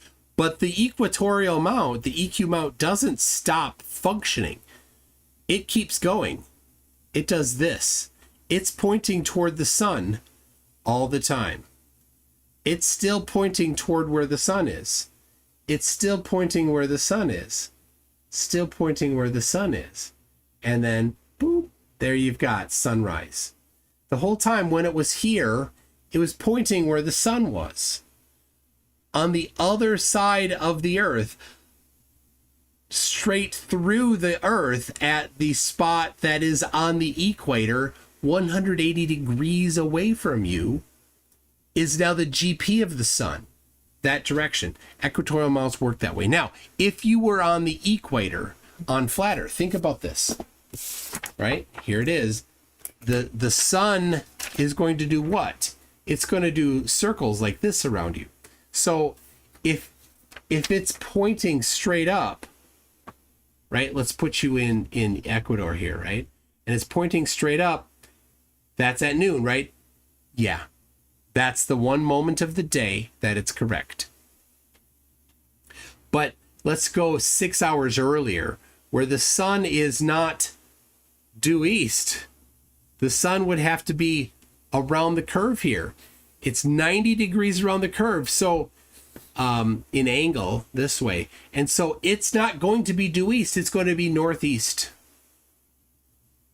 And then it's going to be straight up at noon. And then at sunset, it's going to be southeast. Or sorry, northwest. But now, according to this one, the geometry where they talked about the analemma, the geometry of flat Earth. The sun is still up. So at midnight, the equatorial mount would be pointing at an upward angle, not straight down, because the sun's not down here. It has to be pointing up toward the sun. How does that work? No idea. Doesn't work on a flat surface. So anyway, on a flat surface, an equatorial mount only moves in one axis. But on flat Earth, it would have to move in two axes. Like this. Right, like this. Straight up. Over that direction. Midnight, above the ground. And here comes noon, straight up. This is what I have to do. It's moving in two axes. BT Tony says neutrino detectors confirm that the point the EQ mount is pointing at is a source of neutrinos that corresponds to the sun during daylight hours. Yes, the neutrino detectors that are buried deep underground get neutrinos from the sun. And we know they're from the sun because of the energy levels that they get. And they're consistent. We get them consistently. And we know the direction they come in from. They come in at nighttime. They come in from down. They don't come from there, right? When they interact with the medium, right? There's usually some liquid.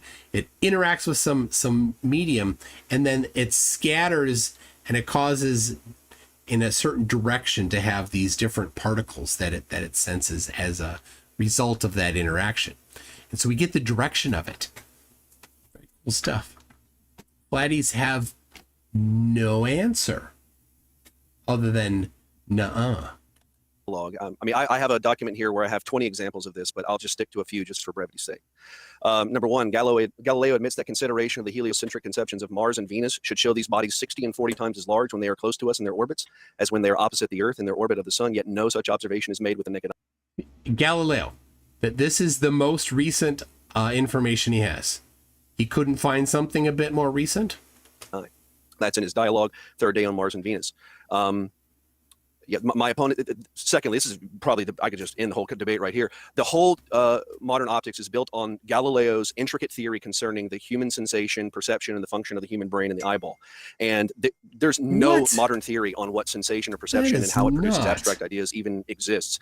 I would refer the listener to the case of a man named Mike May. He's a skier. He was a man blinded by a chemical explosion at the age of 3. At the age of 46, his eye was restored to perfection. However, his sight was not restored. After having his right eye restored to normal, his vision still was only 20/1000. This phenomenon has baffled modern science. In the psychology textbook, 4th edition, Hockenberry and Hockenberry on page 93, we read, quote, "Where does the process of sensation leave off and the process of perception begin? There is no clear boundary line between the two processes as we actually experience them. In fact, many researchers in this area of psychology regard sensation and perception as a single process. Modern science does not know how to distinguish sensation and perception, yet the case of Mike May demonstrates there is a blatant distinction. So my opponent's optical theories are baseless. I then must ask my opponent to define sensation and show how it produces perception and abstract ideas." And this is a very intricate theory. All of this stuff is so weird. Yeah. That you guys came up with on the nature of the eyeball and the human brain, so have fun with that.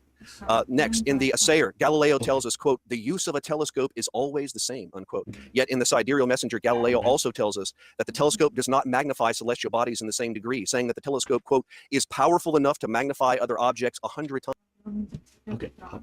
What's that? Yeah, I'll take care of the dogs. Okay, good night.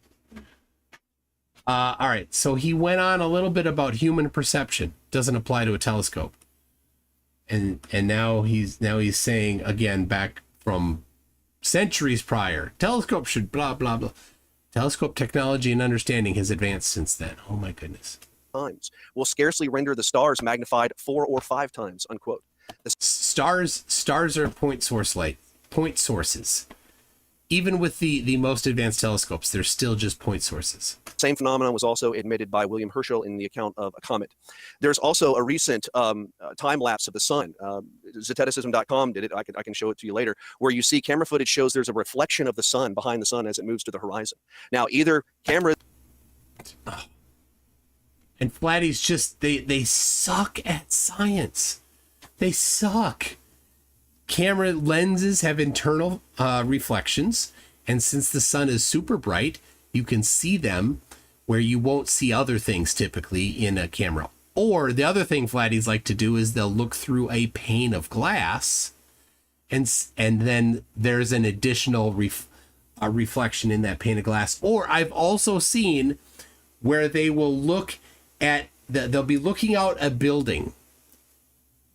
They're looking out a building through glass, right? And there's the sun, and then they'll turn this other direction and be like, "There's another sun," and it's that building has a pane of glass they're looking through, and then a 90-degree, and then another pane of glass here outside. So they're looking through the pane of glass at another pane of glass and seeing that the reflection of the sun on that pane of glass. We're like, oh, that's a second sun. They're so dumb. Oh my gosh. Oh, hold on. Celestial bodies, or that was a reflection off the dome of the flat Earth, as Atedism.com would. Why wouldn't you first think maybe it's a reflection off of the elements of the lens in the camera? Maintain. Either way, it's completely damning for my opponent's position. Number two, Slice Barkame's observations of the sun, which again, as they all do, assume upon the distance of the sun. Now, I have there's no assumption of the distance. You don't need to do that. But Reds did describe how to measure the distance. He did mention that. A detailed account of the distance of the sun and how it is to be determined from the work of Piercy Brigman. Let's see. What? Pull this up real quick.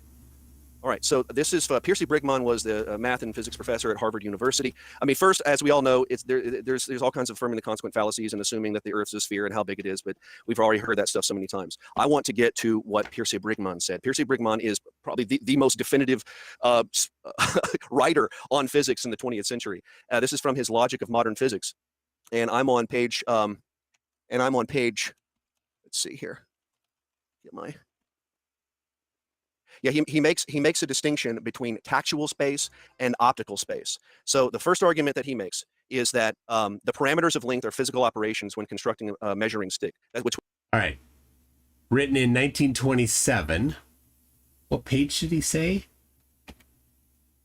Makes is that the parameters of length are physical operations when constructing a measuring stick, which he calls tactual space. The second is this theoretical notion of light, which he calls optical space. The next argument is the positions of optical space are arbitrary, seeing space is infinite and can only be defined dialectically. Thus, optical space is baseless, seeing the space needing to be measured and defined through Euclidean geometry is empty. Next, he says there's a huge difficulty of defining time. That's on page 72 of his work. He says he also mentions how radio waves are a form of light. You can also yeah, good job. So read that on Cosmic Perspective, page 148. And so they also can't be used because they would fall into the same problem. And he says that the percentage, the probability that we know the distance of the stars, pretty much any celestial body other than the moon. He says the moon is an exception, but any from 1927. From 1927, from almost 100 years ago, this is where he goes. This is cherry picking. Oh.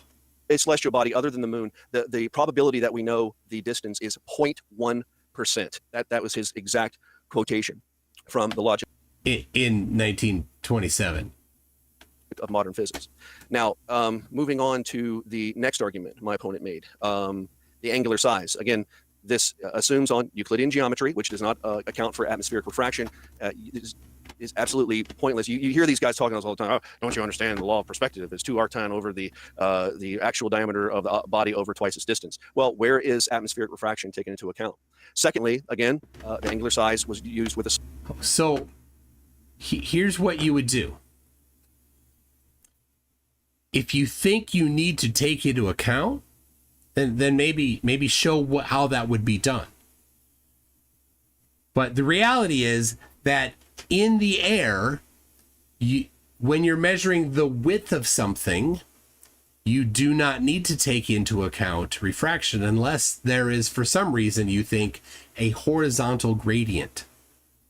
But because of how Snell's law works, if there's a vertical gradient, and there is near the surface, when you get higher up, that vertical gradient is very small. And so unless you need super high precision, you don't need to take it into account. So when you're above 15 degrees in elevation, then the vertical temperature and the vertical index of refraction gradient is negligible, so you can use it. You don't need to. But when it's near the horizon, what does it do? It causes a vertical compression. So the easy way to deal with that is to not measure it vertically. Measure it horizontally. That's how you account for refraction. He just said nuh-uh because he didn't account for refraction. So nuh-uh. No, he needs to be specific and then show how to do it, maybe, right? Solar filter. This is a theory. These are all theoretical notions. This is not paradigm neutral observations. Okay. And these theories concern the nature of light. And my opponents don't have a definition of what light even is. Both the corpuscular theory and the wave. Like you don't need that. You can use something without understanding how every single bit of it works. You can use a tape measure to measure how long something is without understanding how the material in the tape measure holds together. 200 years ago, tape measures worked just the same way as they do today, even though they did not have a good grasp. No scientist had a good grasp of how molecular bonds formed to hold that tape measure or ruling stick together. Yet they were able to do the same measurements as they did today. None of this is necessary to understand how to use a tool. Theory have been refuted. The wave theory was refuted in 1902 to 1905 by the experiments of Philip Lenard. The next argument, the 1,638 feet drone footage. This is just, we already read from an expert, David Lynch, as I documented in the intro, that all of pictures that purport to show the curvature of the Earth are subject to barrel distortion. That's number one. He wasn't showing the left to right curve. He was showing the dip of the horizon. The same thing that Southern Israelite claimed to do. So it's a type of observation that he says is completely valid. Red's Rhetoric is not an expert on camera technology. He has no expertise whatsoever to overrule David Lynch. David Lynch is not here to defend himself. So this is just another way to say there's curvature of the Earth at the y-axis, but supposedly you can't see curvature until you reach 35,000 feet. It's just, this is just, they're trying to He did not pay any attention. Let's look again. This is what he was looking at. This is it here. It's the dip of the horizon that they're talking about, right? So here it is. The arrow right there. See, it's on the horizon there. Not on the horizon there. This is the dip of the horizon. He tried to say using Felix Baumgartner, but without knowing anything about the orientation of the camera. This Reds does know about the orientation of the camera. It's his drone. Wow, lazy. Flirfs are so bad. overrule experts on things that they don't know much about. And secondly, I would say that the Felix Baumgartner footage that I showed earlier completely debunks the idea that the horizon falls. As we saw from the ground level footage where Felix Baumgartner was grounded up until 128,000 feet, there's no drop in the horizon. Number 5. And that, I mean, that is just typical flat Earth failure to understand which type of things you would want to do to control an experiment, and then use the correct controls. 5, the Lake Pontchartrain demonstration. Let me get my notes out here. All right. So in the debate between Nathan Thompson and Red's Rhetoric at 5640, Reds admits this is a hump. He admits it is a hump before the observer. Yet when the Brazilian, recent flat Earth Brazilian... Okay, so if you don't know, this Brazilian documentary was all fabricated. And then the round 2 of their videos, They're talking to an alien in the shrubbery named Bilu. No kidding. They're talking to an alien in shrubbery whose name is Bilu. You never see him, but they do talk to this alien, Bilu, in the shrubbery. But it's all fabricated. If you watch it, you can see the different things that they're doing where it's all completely wrong. It's just a big farce, and it's really easy to see through.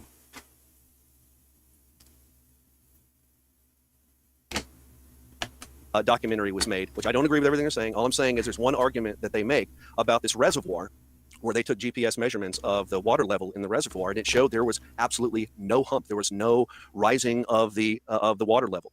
So yes, that's exactly what the globe predicts. The GPS gives you a distance from WGS 84 is what it's giving you. WGS 84 is the geoid. It's the ellipsoid of the Earth, not the geoid. Geoid is more precise. And it's giving you the elevation above or maybe below, but generally above that. And so the water is matching when there's zero elevation change in reference to an ellipsoid, a globe, then that is confirming a globe. And so this is just people that are either don't understand or are leveraging people's misunderstanding of what that means. And of course, Southern Israelite, being an idiot, doesn't understand what it means. And on volume 8 of Team Skeptic's video on the Brazilians, he says, Father Skeptic denies that the heliocentric model, quote, requires objects to rise in elevation as it follows the curvature. From all points of view on a sphere, all other points will appear to fall away in elevation, unquote. And then he goes on and says, the Earth doesn't hump up in the air. And he's okay. So it's either there's a hump or there's no curvature. I mean, so let's look at the Pontchartrain right here. So it is a oh, it's still, hold on.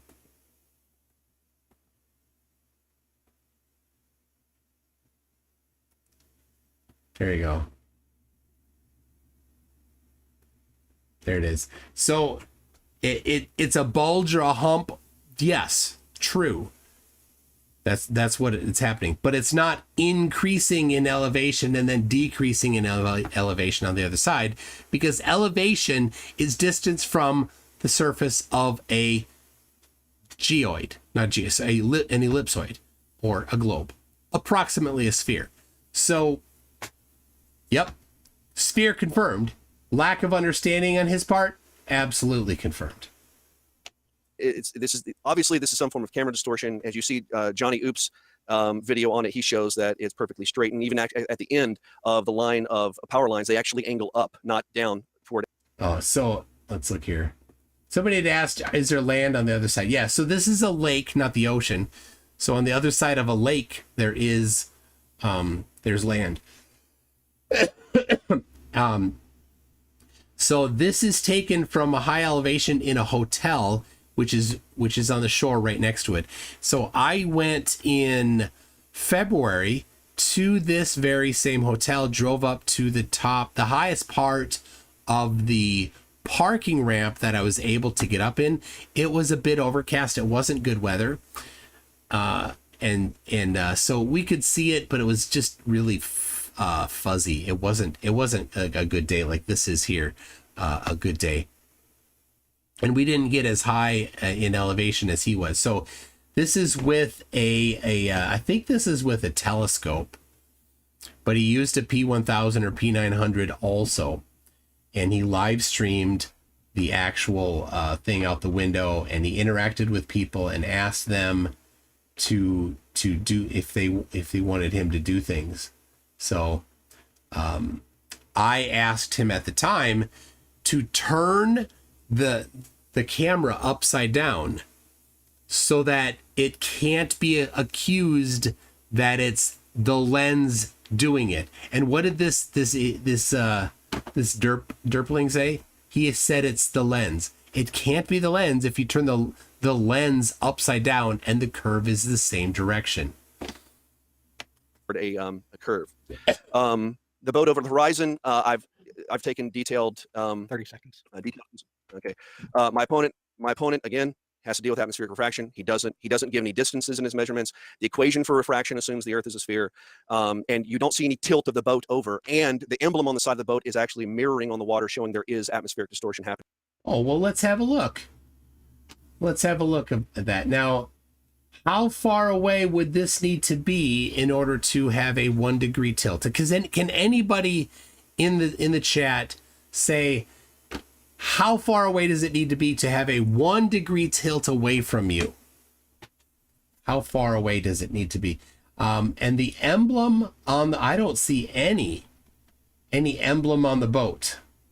In fact, you don't see the boat. You only see the shipping containers, and I'm not seeing any mirroring on these shipping containers. Are you? No, I'm not. So you see there is a text on the side of these crates, and it is not mirrored. This is a very clear photo or video. We're not seeing any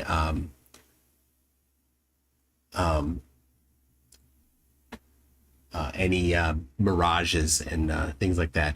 And all right, so we've got some answers. 69 miles, a lot of people are saying. All right, 69. Very nice. And somebody says 111 kilometers. Yep. So is this 69 miles away? No, it's not. But let's for a second assume it is 69 miles away. If it's 69 miles away, can you see 1 degree of tilt on something that's looking at you face on? Right? So here I've got my this right here, and it's close to the camera. I'll do this. All right, I'm gonna give you 3 options. Okay, I'm gonna block it, and then I'm gonna tilt it, and then I'm gonna unblock it. Right, and then so you tell me then each one which way. I'm gonna have my hand here, which way it's tilting. All right, so you can't see my hand, so I'm gonna tilt it. I'm not gonna tilt it by much. All right, so here we go.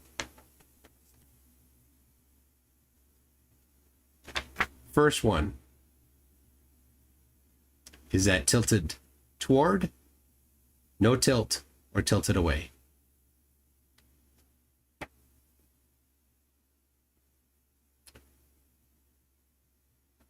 Second one. Is that tilted toward, tilted straight up, or tilted away?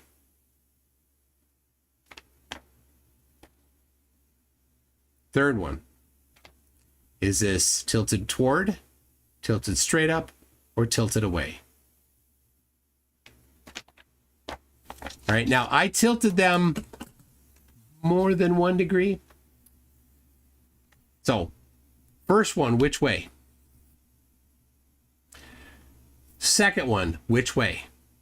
Third one, which way? So just answer with 1 colon toward, away, up. 2 toward, away, up. 3 toward, away, up. We'll see. I'll write it down.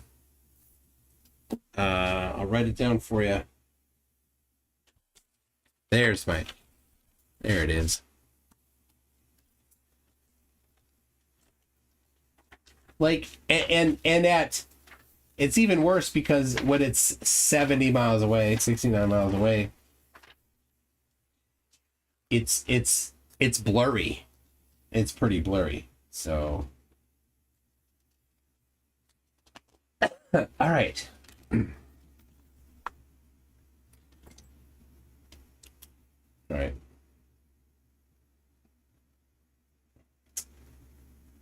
All right, here it goes.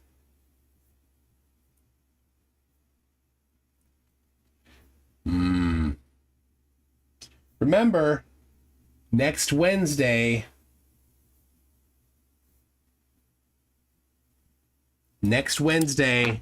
at the Full Tilt Tavern in Bloomington. If you want to come, send me an email. All right, here we go. I've got Liquid Flames has one. Call Badger Dude, Emerson. Did anybody get it right? I don't know. All right, here it is. The first one is away. Second one is toward, and the third one was up. Oh, did anybody get it right? The first was away. No, I don't see that. You can't tell. That's the challenge, right? So here it is again, right? And there's toward. There's away. Like, you can tell that it's closer to my face. So if I put it up here where you can't see, right? There's toward. There's away. Like, the amount of light on it changes here because I've got these lights. But lacking that, right? You got nothing. Tilt is a terrible way to do things because you can't determine tilt. My favorite is when they talk about Pic Gaspard, 443 kilometers away. They're like, how come it's not tilted away? It's pointed straight up. Have you heard that? This is pure insanity when they say that. Let's see. Yep, here it is. I have it handy right here. There it is. So here's Pic Gaspard. Here's the photo, right? A little hard to see, but here's a little better one. Right, so here it is. Okay, now look at that. There's Pic Gaspard. You see that? How on a mountain that's, cone shaped, how can you tell tilt? How could you identify tilt? It's cone shaped and it's just a hazy, blurry, sort of smeared up triangle. How can you tell if that's tilted at all? Because it's a mountain. When it's tilted away, in this case 4 degrees, it's still a mountain shape, right? Like, and you can't see the base.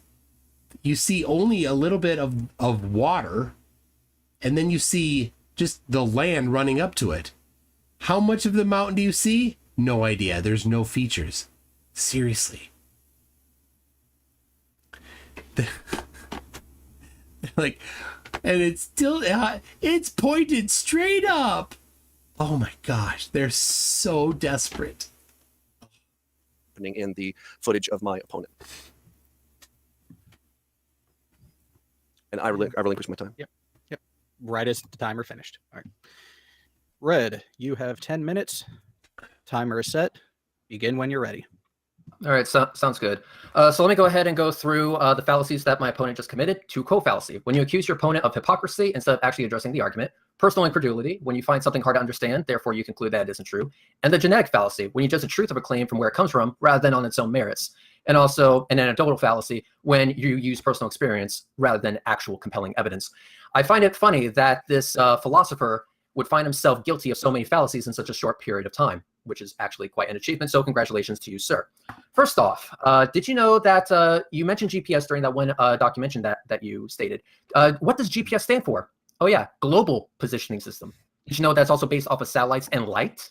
I guess we actually do have our shit together when it comes to how light works. So much so that we can actually make lenses do pretty much whatever the hell we want, including getting rid of that chromatic aberration that plagues so many earlier model telescopes.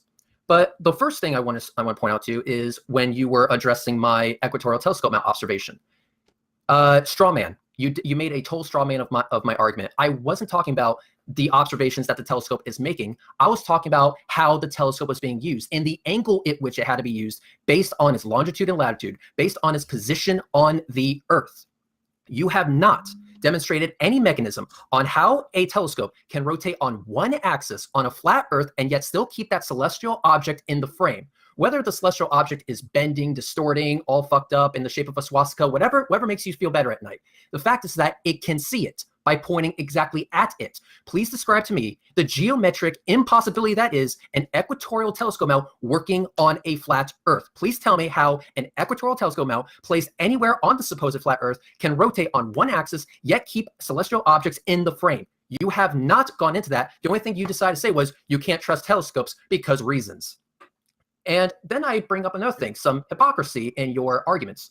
So you basically don't believe any footage that's brought to you because it's filmed through a lens. You don't believe any footage because supposedly we don't have a theory of light or how light bends or how light refracts or whatever the case may be, even though we have detailed explanations and mathematical equations that describe this shit, allowing us to make objects like, for example, the Hubble Space Telescope, which allow us to see all the way to the Hubble Ultra Deep Field. But put all that aside for now. Put all that aside for now. So you basically don't believe any footage that's brought to you by cameras. Okay. No. Then in that case, I guess we can throw out your Felix Baumgart observation. I guess we can throw out any observation from Ranty. Basically, we can throw out any argument you just gave us where a camera was used. I have to follow a standard. Well, so do you. Speaking of standards that we have to follow, you said that I cannot overrule the experts. I cannot overrule the very influential people that you have mentioned. Okay, two can play at that game. Can you overrule Scott Kelly? If you reference Michio Kaku, so you must actually trust him. If you asked him what the shape of the Earth was, what would he say? What would Scott Kelly say? What would Mark Kelly say? That's a great point. He's like, you can't refute the experts. The experts you have to go to. Oh dear. Then okay, that's your standard. Let's go start asking experts. What would Buzz Aldrin say? These guys, if we want to ask what the shape of the Earth is, we should ask these guys, right? So if I can't overrule these very influential people, these very influential experts, then neither can you. I mean, after all, if you're not going to pay attention to the arguments I made, but you're simply going to quote from other people besides me, then guess what? I can play at that game too. And when I do, I can reference NASA, JAXA, SpaceX, ULA, Boeing, Sierra Nevada Corporation, and Rocket Lab. And believe me, they're all on my side, and they are far beyond what Newton could ever have imagined. Moving on. You say that the tilt on my ship observation is less than 1 degree. Yeah, no shit. Because in order for 1 degree to actually show in the tilt, the ship would have to be over 69 miles away. 360 degrees. Take the distance. Take the circumference of the Earth. Divided by 360. That's 69.169 miles per degree of change. And not only that, it would be tilting away from you less than a degree. Have 2 pencils. Put them on the other side of the room. Tilt just one of them less than 1 degree away from you and tell me if you notice a difference. If you say yes, then you're lying through your fucking teeth. Next, you brought up sundogs and how it's evidence for a dome or whatever. Well, apparently we smashed through the dome and it's not evidence of any sort of atmospheric pressure or anything like that, because the fact is that whether you agree that rockets make it to space or not, or stay in orbit or not, I have filmed them. I have seen what they do, which is also visible to the naked eye. You see the gases expanding as they're gaining altitude, which shows the lack of atmospheric pressure that is being exerted on them. Change in atmospheric pressure getting lower and lower and lower as the air gets thinner and thinner and thinner as you're gaining altitude, yet the rocket not smashing into anything, shows that you don't actually need a firmament, you don't actually need a boundary in order for atmospheric pressure to drop to an eventual vacuum. Also, you brought up gravity. Actually, sir, I disagree with your summation of gravity that, oh, a sphere requires gravity. No, it doesn't. It's the mass that causes the gravity, not the shape of it, you idiots. Okay, so take a rock. It's all lumpy and malformed and whatever. All right, that would have gravity. But the reason why gravity is irrelevant is because gravity is irrelevant to the shape of the Earth. Whether the shape of the Earth is caused by gravity or unicorn pixie farts, it doesn't matter. I'm arguing about the geometry of the planet. Please don't bring up irrelevancies such as gravity, because the gravity of an object and the shape of an object is irrelevant. Look at the Rosetta Stone mission from ESA. It dropped the probe on that comet due to the comet's gravity. Question, was the comet round? No? Great. Then stop making this terrible, terrible argument. Next, you mentioned that, it's theoretical, the way the solar filters work. Actually, no, it's not. It's testable. If you have a flashlight and you point that flashlight right at a solar filter, you will be able to see a perfect outline of the rim of the flashlight, showing exactly what we want to see, just the rim. If you do the same thing with the sun, you see just the solar disk. So is it telling the truth for the flashlight but not telling the truth for the sun? Is Nikon picky and choosy about what it's looking at? Has it been hacked by NASA? I guess we'll never know, because apparently you can just dismiss any footage without giving any credible reason as to why it is. You also mentioned the dog cam footage. I love the dog cam footage because there's a sphere. It shows the Earth curving. So if we're going to pay attention to the sunspots, which I will admit I have not looked that far into, you also have to look at the footage as it is as a whole. So if I can't explain the sunspots, which I'll go ahead and admit, I'm going to go ahead or hotspots, I'm going to ask you to explain why there is a curve in the image when you say that the Earth is flat. And also, thanks for interrupting me. Sorry, I didn't know I was. Yeah, you're supposed to shut up and let me finish. So, as I was saying, you also want to bring up barrel distortion. Well, there's a small problem with that. That can actually be tested. And when testing Nikon P900 against grid paper, as my friend Kara did, you would see that there's actually no distortion to the straight lines that are placed on that grid paper. So if there is barrel distortion in reality, then explain why there is no barrel distortion in a test that's looking for barrel distortion. Put a GoPro next to it, you're going to have a fucked up time. Put the P900 next to it, there is no barrel distortion. I guess that argument falls flat on its face as well. So when it comes to the equatorial telescope mount, you did not bring up anything to get it. You brought up 2 quo fallacies, personal incredulity fallacies, the genetic fallacy, and the anecdotal fallacy. And on top of that, you did not go into details about why all footage is, therefore false, or why it only works for you but doesn't work for other people. You pay attention to some experts, but not the rest of the experts that say that you're wrong. Experts that, by the way, have more knowledge and more tools and resources than the ones that you cited. And also, you don't really take into account that the tilt would be less than 1 degree at the distances that we're looking to ship. You didn't bring into account that the ship being observed over the horizon was actually seen on a very clear day, thus no atmospheric refraction to deal with, therefore doesn't actually need to be taken into account. Honestly, I could go on. I hope in your rebuttal, you do a better job than what you have been doing. I relinquish the rest of my time to the moderator.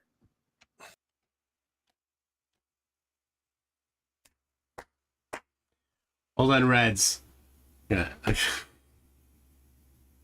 Just destroyed him. So good. All right. Well, that definitely ended with a flurry. And the next bit is the back and forth. So let's just go ahead and get right on into it. And so to get things rolling, I will actually go ahead and pose a question to get it all started. And this is going to be directed at you, Southern Israelite. Let's start with a simple yes or no. Is the shape of the Earth measurable? If not, why? You talking about the radius of it? Any part of it. Sure. What's your methodology for finding out the shape and size of the Earth? I already mentioned what my philosophy of science was. I'm an operationalist. I follow Piercy Brigman. You could do a tape measure. So you measure the curvature of the Earth with a tape measure? What he calls tactual space. So you measure. How would you measure the Earth with a tape measure? You'd have to get a really long piece of tape. Mm-hmm. Okay. So what about the equatorial telescope mount? If I'm at the North Pole and I actually need to have that equatorial telescope mount pointed straight up and down in order for it to work properly, go to the equator. I then have to determine your latitude and longitude by looking at the celestial bodies through the telescope, right? No, I can just look straight up. Actually, if it's rotating directly above me, which can be seen with Polaris can be seen with the naked eye, can it not? Yeah.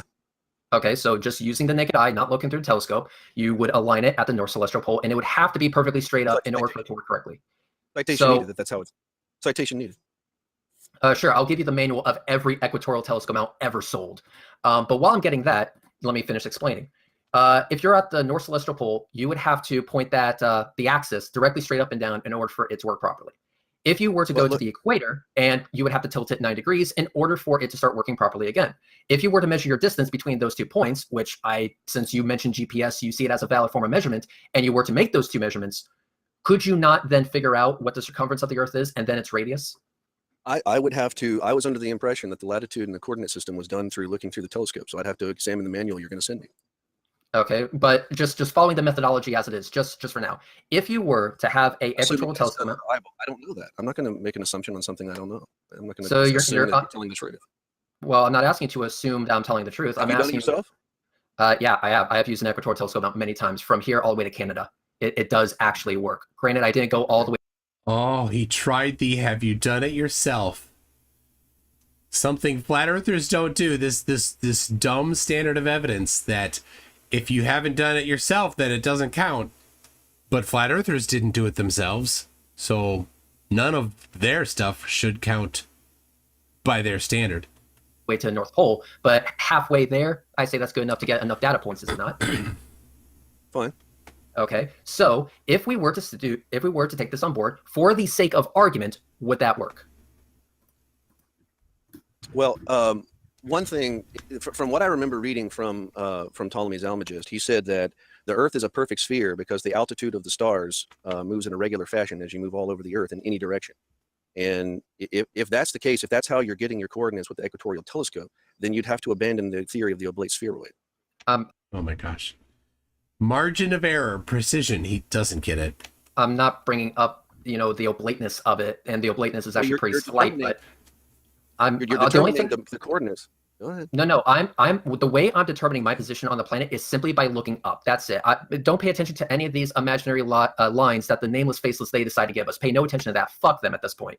I'm talking about how the stars move above you. If you look directly overhead and the stars are doing a perfect circle directly above your head, then you would be at the North Celestial Pole. If you start seeing the stars moving perfectly from horizon to horizon with the center line being right on top of you, then you would be at the equator.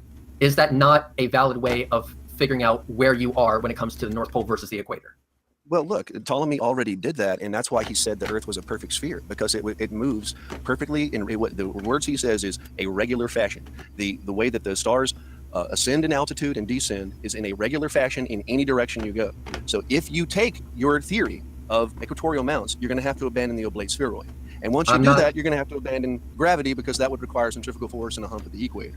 Oh my gosh.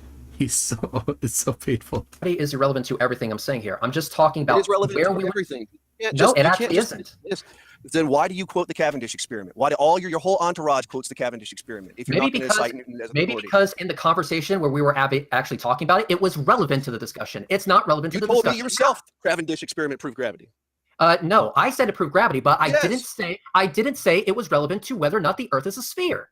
Please find me one quote where I said that because gravity, therefore sphere, or because Cavendish, therefore sphere. I don't have to. I quote Sir Isaac Newton, which is what the Cavendish experiment is based on. That's your biggest problem. That's the biggest problem. No. This is why I said that you would be guilty of straw manning. You're citing Newtonian physics as an authority. This is why I said that you would be guilty of straw manning, and literally everyone is seeing it right now. You are more happy to go to other people who are not me instead of focusing on what I myself am saying in this debate. In other words, you're deciding to demolish a straw man rather than actually dealing with the points that I actually brought up. Okay, so you still have not faced what I said. You cite the Cavendish experiment. You have to hold Newton as an authority. No, I don't actually, because what I hold as the authority is the actual evidence that I presented in my debate. And guess what? Not only that, but where did I bring up gravity in my opening? Oh, I didn't. Where did I bring up Newton in my opening? Oh, I didn't. Where did I bring up Newton in my debate with Jared? Any arguments in your opening, dude? You didn't make any arguments in your opening. Even though you yourself listed 6 of them, right? So clearly you were either not paying attention. Wow. Red's to just deny that he brought up stuff. Amazing. Or you're lying right now. I listed 9. Are you basically saying that, because this whole thing doesn't fit my perceived notions of how I think you should be arguing, I'm now going to push their quotes onto you and ask you to defend them? Because you do realize that you have cited the Cavendish experiment as an authority, and the Cavendish experiment is based on Newtonian physics. Anyone here who is honest knows that's the case and knows that you are just buck dancing right now in front of all these people. Yeah, you see that straw man you just blew away? That was amazing. How about you actually deal with the argument I'm actually bringing up? Saying the word straw man doesn't prove what I said was a straw man. Actually, no. Describing how it's a straw man. And I will go ahead and describe it to you yet again. When I bring up the equatorial telescope mount and how it works, that does not rely on whatever the fuck Newton told us, and that does not rely on gravity. And yet you are bringing up Newton and gravity when I brought up the EQ computerized telescope mount. So guess what? Now you've been caught in a fucking dishonest tactic where you are going to just straw man the ever-living shit out of me instead of actually dealing with the points that I brought up. This is how you plan on winning the debate? No, if you base your latitude and longitude on your eyeball, you're going with Ptolemy's Almagest, and Ptolemy's Almagest speaks to this issue directly. If you use your eyeball to do latitude and longitude, he's going to tell you that those coordinates are going to give you a perfect sphere, and you can't have a perfect sphere on your model. I don't care whether it's perfect or not. The fact is that it works for the extension of gravity. It has to do with the relevance of gravity and centrifugal force. I don't care about gravity. Another straw man. So that is not a straw man. That is how many straw mans are you actually going to build in this entire debate? You're not going to actually listen to anything I say. Why are you even here? You're engaged. Did you or did you not cite the Cavendish experiment? You are engaged in some debates, but you're not engaged in this debate. If that's what you have to tell yourself to feel superior to me, Reg, you go ahead and do that and say first in front of your friends. By the way, are they all on side chat ready to help you out? Yes. Do I have? Yeah, they are, and they're actually not helping me out. They're just laughing at you. I can read you some of the things that they've been saying. Oh, I love the hatred, but again, will you admit, number one, that you admitted that the Earth looks flat upon sensation? Upon sensation? What the hell does that mean? Your experience tells you the Earth is flat. You admitted it. I quoted you twice. So this is an interesting one. They like to say, they like to take these base things, Whitsitt especially likes to claim it's the default because it looked flat. It doesn't look flat. If the Earth were flat, the horizon at the ocean would look blurry, never crisp. So it doesn't look flat. Like, oh, we don't feel the motion. That's right. We can't feel motion. We lack the ability to feel motion. So it doesn't feel moving or not moving. We can't say how it feels, whether or not it's moving. But we can say there's stars at nighttime and they move. And so that means one of two things at the basest level. Either the stars, well, one of three things. Either the stars move, or the Earth moves, or both move. That's the only thing, that's the only options that you get by looking at the stars. So from that, you can't conclude that we're not moving.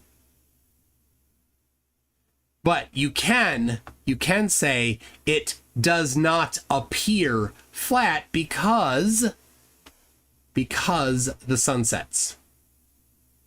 If the Earth were flat, the sun could not set. So it is not the default position. The default position is not flat because our base observations see not flat.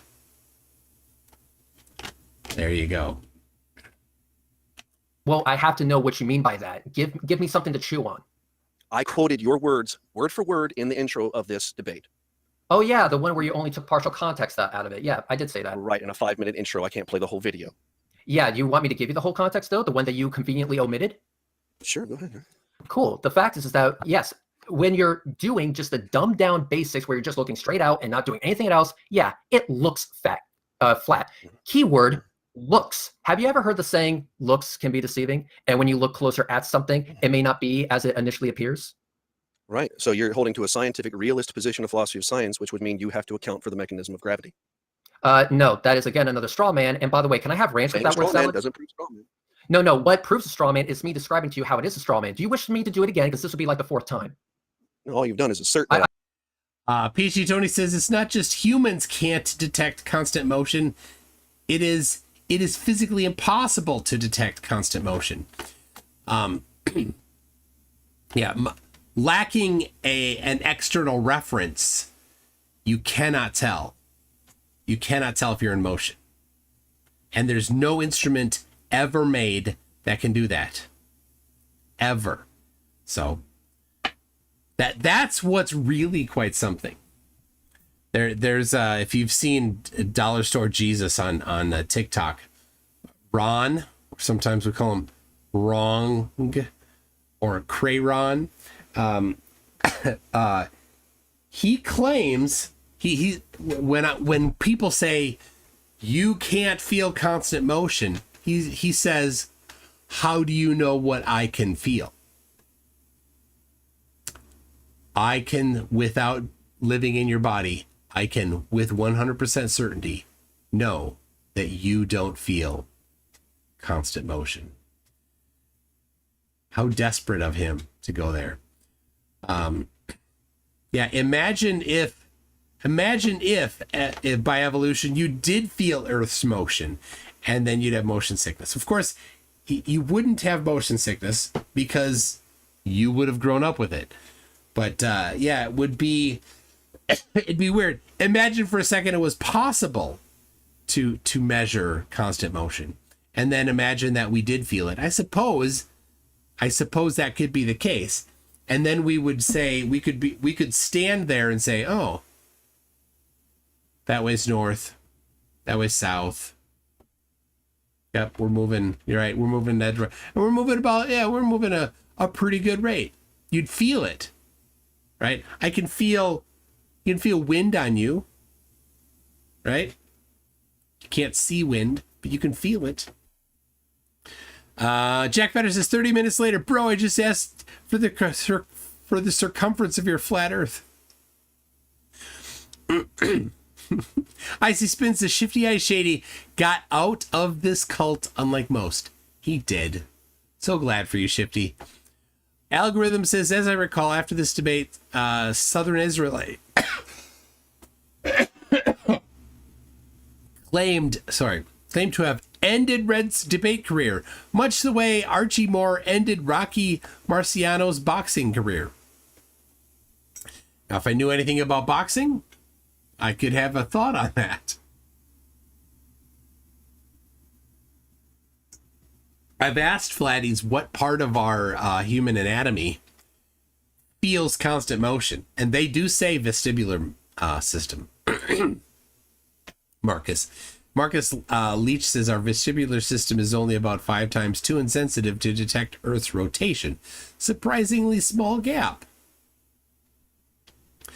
But we can feel the effects of gravity. This is what's funny. I love when Flatty's like, we can't even feel gravity. What do you mean you can't feel gravity? I feel gravity in my butt when I sit down. You feel gravity when you jump and then you come back to the ground.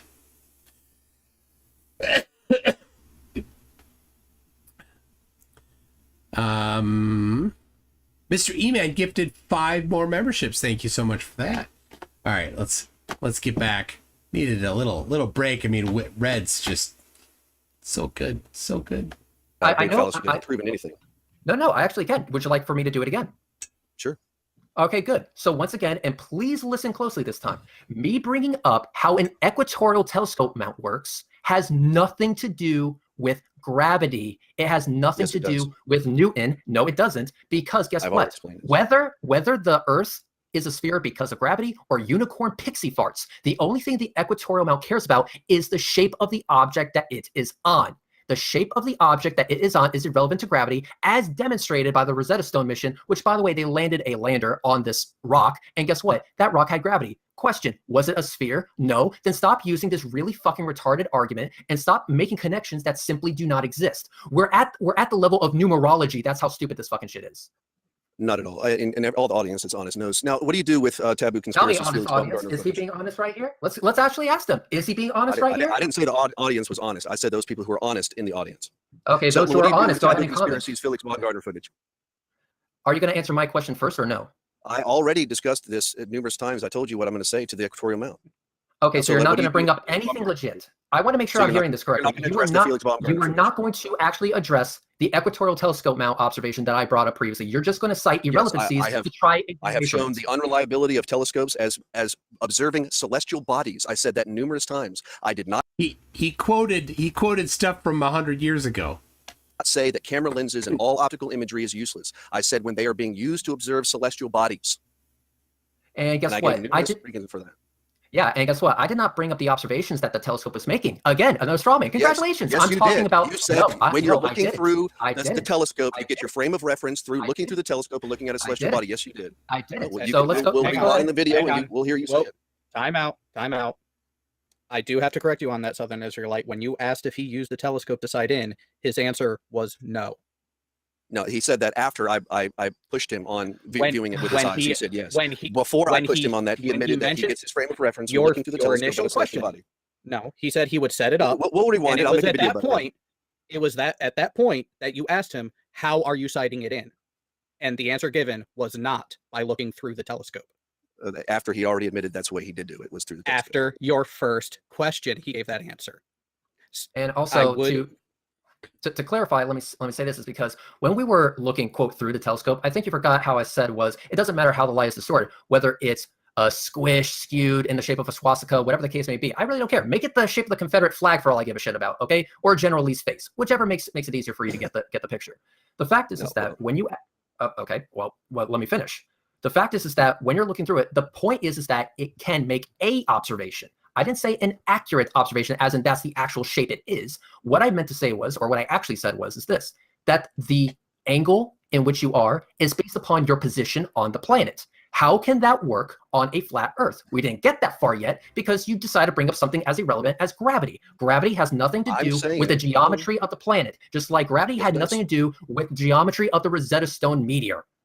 Okay, I quoted Sir Isaac Newton directly from the Principia, And I saying that quoted gravity. Oh my gosh. Let me go back 400 years. Oh, it's so dumb. That's why he's talking over me because look. I quoted a theme of thousands. You quoted a theme. All right, hey, did people go subscribe to Peter Markley yet? It's pinned. You gotta go subscribe to him. Right here. Let me grab it. Just a second.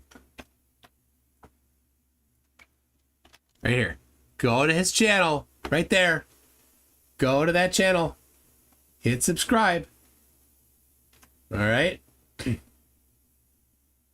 Go, go, go. Right now. What's he at? 944. Let's help him crack a 1,000 quick here, okay? 946, 947. Just click the link. I'll put it in here. Put it in here. There you go. Click that link. Then click on subscribe. Say, Peter, you're awesome. Peter does a lot of support, or a lot of creation and maintenance and monitoring of the Flurf wiki. A lot of the stuff on there he has put in. So I really appreciate what he's done. He's at 950. I appreciate what he's done there. Big help for the community to have all of that, the stuff documented. Like, I'll find something and I'll just send him a DM and say, hey, could you pop this in? And he will. Really cool for that. I met him in Florida in May. He came, met his wife too. They came to the meetup. Speaking of the meetup, we got one coming up Wednesday, and in Bloomington, Minnesota. Anyway, Peter printed out. He created a really cool photo of the 24-hour sun location with this. It's like a panorama with the sun every hour, I think, and its elevation. And he's trying to get signatures from all of the people that were on the TFE trip. So I was the first one. He's got Will, and he's trying to get. He's working on getting everybody. Anyway, Peter, good guy, a lot of help. I've debated with him as a partner on Modern Day Debate twice, I think. Very good debate partner. So he's at 955. All right, come on, people. Go, clickety click. Go there. Go quick. Just go quick. I'll give you a second. All right. There you go. You have your instructions. On you, Tony. Say again. I quoted a team of thousands of scientists, and you quoted one guy from the 1700s. Which all those scientists, they base their lives on the writings of Sir Isaac Newton. Dude. What are you talking about? Yeah, your misapplication of his writings doesn't mean that they all make the same mistake you do. My God, is that a level of arrogance? His writings doesn't prove it was a misapplication of his writings. He said blatantly in the Principia that you saying that gravity equals sphere is actually you misapplying it. No, he says very clearly that from these attractions, the Earth takes a spherical figure. That was his words in the Principia. Now, what are you going to do with the Felix Baumgartner footage, Reds? I'm going to ask you one more time to go ahead and make a complete fucking mockery of yourself. So gravity equals sphere, correct? No, I'm just citing what Sir Isaac Newton said, and you know it. I want to know what you think. Gravity equals sphere. That's what you honestly believe, right? Let's hypothetically say gravity was a thing. That would mean sphere, right? The mechanism of gravity in its theoretical understanding requires the mass it is manipulating it draws it toward the center symmetrically. You, as you say, at 90 degrees, your plumb line thing. And so it's going to create a sphere. He says it very clearly in 528, 529 Principia. Cool. These are his exact words, quote, from these attractions, it is that the bodies of the earth and all the planets affect a spherical figure, unquote. No, Newton is right there. What's the problem? Good. Now also look up hydrostatic equilibrium and tell me what you think. Yeah, it makes your whole position impossible. If the planets are at hydrostatic equilibrium, then there's no more force to attract other bodies around them. Hydrostatic equilibrium means that once an object is capable to pull itself into a spherical shape, you're not going to get that with all objects, dude. So just because an object has gravity, it may not have enough of that gravity to pull itself into that spherical shape, which is why that's why I said gravity has nothing to do with the shape of an object, and that proves it. You will go ahead and acknowledge one part of it, but you will not acknowledge the whole story because it completely debunks the bullshit narrative that you're trying to push. I'm not pushing. I'm just quoting authoritative sources in your tradition, and you've quoted. I'm quoting authoritative sources. That's an appeal to something. Yeah, misapplying it, of course. Everyone agrees there. Congratulations. There's a difference between You won the interpretation fucking and medal? cite. All I did was cite from the Principia. If you have a problem with that, that's your problem. Yeah, no, I don't have a problem with that. I have a problem with your understanding of gravity and how it does not, in any way, shape, or form, have anything to do with the shape of an object. It just doesn't. Otherwise, by your own reasoning, the Rosetta Stone comet that it was landing on should have been round. Question, was it round or did it look like a lopsided potato? Okay, so are we going to move on? Did it look round or was it a lopsided potato? He didn't want to answer because he doesn't want to admit that it even happened. You're wanting me to...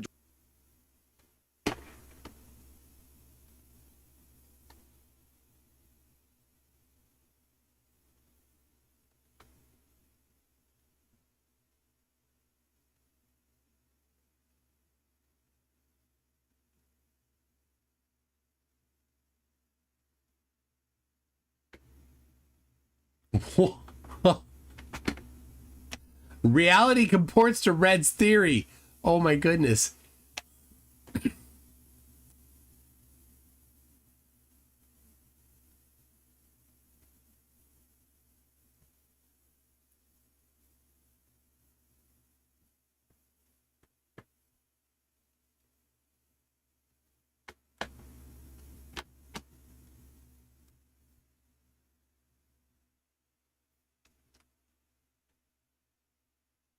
So, Peachy Tony, Reds does this a lot when he debates. He's trying to do is to get him on track, because they flurfs, you know, they like to wander around and they have a couple scripts, and so if they feel like they're in territory where they don't have a script for it, they'll try to go to a script that they know. And so when Reds is talking about the equatorial mount, which isn't directly related to gravity, it's directly related to the shape of the Earth. It's secondarily related to gravity because the Earth is a sphere because of the gravity, right? Lots of mass causes the Earth to collapse into a sphere. But that's not the direct relationship between an equatorial mount and function. But he wants to do that because he wants to try to not allow the line of reasoning of how an equatorial mount would work, not by directly addressing the geometry of it, because he knows he can't. Right? This is their waving the white flag. They would directly address the topic if they could. They know they can't, so go somewhere else. Well, Newton said in the Principia, blah, blah, blah, something about the relationship between spherical objects and gravity. Okay, but that's not the direct topic. It's over here on something else. And so he's trying to say that you are making an argument for gravity. He's not. So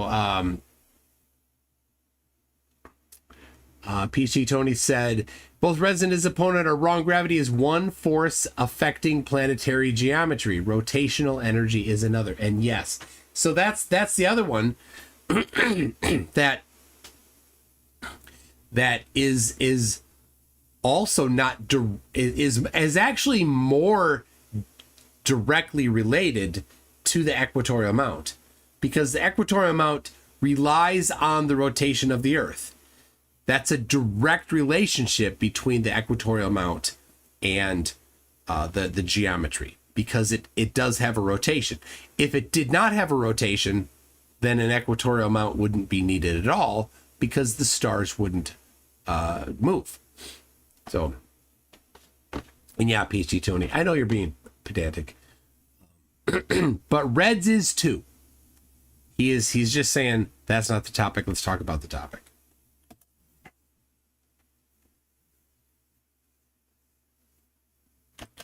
Oh, you couldn't hear the sound, and yeah, it's not going, but I can do it here. It's physics, man. Congratulations on cherry picking like a motherfucker. I give you that trophy. I'm asking you to look at the complete picture and bring it to 2018. Cherry picking from citing the Principia of Sir Isaac Newton. That's cherry picking. No, cherry picking the entire scientific body of knowledge. That's where you are cherry picking, and I fucking dare you to say that you're not doing that. You cannot appeal to them because you cited the Cavendish experiment, which is based on Newtonian physics. Why the fuck not? And I felt that they literally achieved their objective. They literally did what they set out that they were going to do. How can I not appeal? I've always been told that the NASA rocket technology is based on Newtonian physics. It is. The NASA rocket technology is as a foundation, as a first step. So then it's not irrelevant. It's not but not in its entirety. Yeah, come on and help him out, Jared. I know he's bleeding. Jared. Oh my gosh, he thinks he's winning. He's patting himself on the back. You're totally losing this debate, bro. Jared, hang on. Felix Baumgartner footage. Hang on. Let's go. Come on. Hang on. Come on. Hang on. We've sat on your one. I said, Fred, hang on. No, hang on. Hang on. I know that you're foaming out the mouth, dude. Let me finish. Jared, hang on. I'm almost there. Let's try this again. Jared, please stand down. His asshole's bleeding already. We're just going to nail the final blow, okay? So listen, Southern. At this point, thanks for being such an easy opponent. So let's go ahead and move to the Felix Baumgartner observation, since you're not going to bring up anything of relevance to the equatorial telescope mount. So I'm just going to leave that as TBD. Sounds good enough to me. So let's go ahead and look at the Felix Baumgartner observation, and I have one question for you. Was that camera on a gimbal of any kind? Oh yeah, you hear that exhale? That wasn't on a gimbal. I'm not sure. It doesn't matter. Really? It's the comparison is not between gimbal and It of course matters. non-gimbal. It's between the image at ground level and the image at 128,000 feet. So what changed between ground level and 128,000 feet? Okay. Laughing. Okay. I could see it. You win that round. You win. I have no response for that. What is the relevance of the gimbal? Oh God! How are you going to fucking know that the camera's going to be the exact same orientation when you're swinging it from a rope attached to a balloon and there's no gimbal mechanism, man? He's sitting there at rest. The guy's sitting there at rest. There's no swinging or tossing. Let's go ahead and look at this sitting at rest. So yeah, when it's sitting on the ground, it's resting on the ground and not being supported by the balloon. When it's been lifted up and it's being supported by the balloon, what's its tip? Don't know. Unknown amount of tip. So if you don't know that, you haven't controlled that variable. You need it to be on a gimbal. The reason why Reds is saying put on a gimbal is so that when it's at the ground and when it's at elevation, the orientation of the camera is the same. And typically if it's on a gimbal, you're going to have the idea is, at least it doesn't have to be, but the idea is that the center of a frame is eye level. So when you go up high, but it could be anything, right? It could be tipped down at 3 degrees, 5 degrees, 10 degrees. Right, tip down, say, and then you at the ground you have that. So there you get your baseline. Here is where the horizon is in the photo. Right here in the frame, right here. And then when you get higher up, right? You get higher up, gimbal still pointing the same direction, and you've got your mark on the screen or your identifier somehow. There's the horizon, and that's what Reds did in his video. And Southern Israelite did not address the topic once. Didn't address it. He had a drone where the at low elevation and at high elevation, the orientation of the camera is the same. Thing, guys, I'm going to post a link and it'll be pasted in the description, and you can tell me that's not swinging, right? But hey, eyes are part of the conspiracy, right? Hold on, dude. When he's standing on the ledge, the gondola looks like it's angled backwards, not forwards. Oh boy. So are you going to address what I just said? Yeah. Guess what? When was the initial observation taken? When it was on the ground? Dude, there was a camera footage from the ground all the way up. It was a continuous time lapse. Yeah. Was the initial case taken on the ground? Is the answer you yes to saw that the question? footage. He's on the ground. Yes. Yeah, He's which like is why getting I'm out of wondering. it while there's. Which is why I'm wondering you're having such a hard time answering this very simple question. Was the initial frame that you referenced when he was on the ground? Yes or no? Yes, of course. Okay, good. Now we can move on to the next thing. See how easy that is when you answer questions? So now, when he was up, what was the only thing keeping that dude in the same orientation, if not the ground? What was the only thing keeping him in the same orientation? If not the ground. You're talking about what's keeping him from wobbling back and forth? No, what's keeping the horizon at the same level as it was on the ground? Because we know that the ground is keeping him stable. What mechanism is there keeping him so rock solid when it's a pod attached to a balloon with a rope in between that's allowing him to swing? I don't understand the question. Just a bunch of word pasta. Okay. Yeah, I'm the one committing word pasta. Okay. Can I just say I concede and we'll just move on? All right, fine. Sounds good. Let's go ahead and move on to one more thing. And that is the observation that I gave when it came to direct observation of curvature. So you said that you aren't going to automatically reject all images filmed by cameras, okay? So if I go to, for example, hang on. So if I go to Lake Pontchartrain Bridge, and I film using a camera, what methodology do I have to use that will make or break my observation? Please tell me. What observation do you need to make? No, what methodology do I need to apply in order to make or break my observation when using a camera? How would you do the observation to confirm or deny the curvature when looking at the bridge?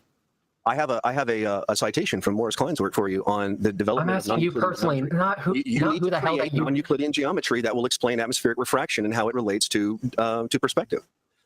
You would have to create a non-Euclidean geometry. Morris Klein's. I have that citation. Why would you have to do that? That makes no sense that you'd have to use some other geometry. You can do it all in Euclidean. Oh, jeez. Citations from his works if you want to get into it. If you're gonna deal with the atmosphere, you got to build a non-Euclidean geometry. Okay, so I asked the question again. How would you go about doing the observation so that you can actually trust what is being presented to you on the screen? I would have to sit down for years and develop a non-Euclidean geometry that takes into account atmospheric refraction. Okay, and if you were to do this, but he accepted other things without doing that same development of this mythical non-Euclidean geometry.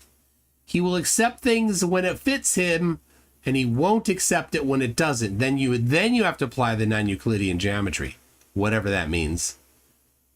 But for things that does support him, never mind, you get to use it just as is. Observation day after day after day after day, through all kinds of atmospheric distortion, and yet not on a single day does it look any less curved than it actually is. What would that tell you? Nothing, because if you're not dealing with atmospheric refraction, atmosphere can distort the image. And I mean, dude, you seriously believe there's a bulge in front of you at Pontchartrain? You really believe that? I agree what the footage is showing me, and I also. So does the geometry he's suggesting exist yet, or no? No, this is just nonsense that he's talking about. You can, in Euclidean geometry, compute a curve. Things curve. There are such things as curves in Euclidean geometry. It's not. So an example of non-Euclidean geometry would be the surface of a sphere.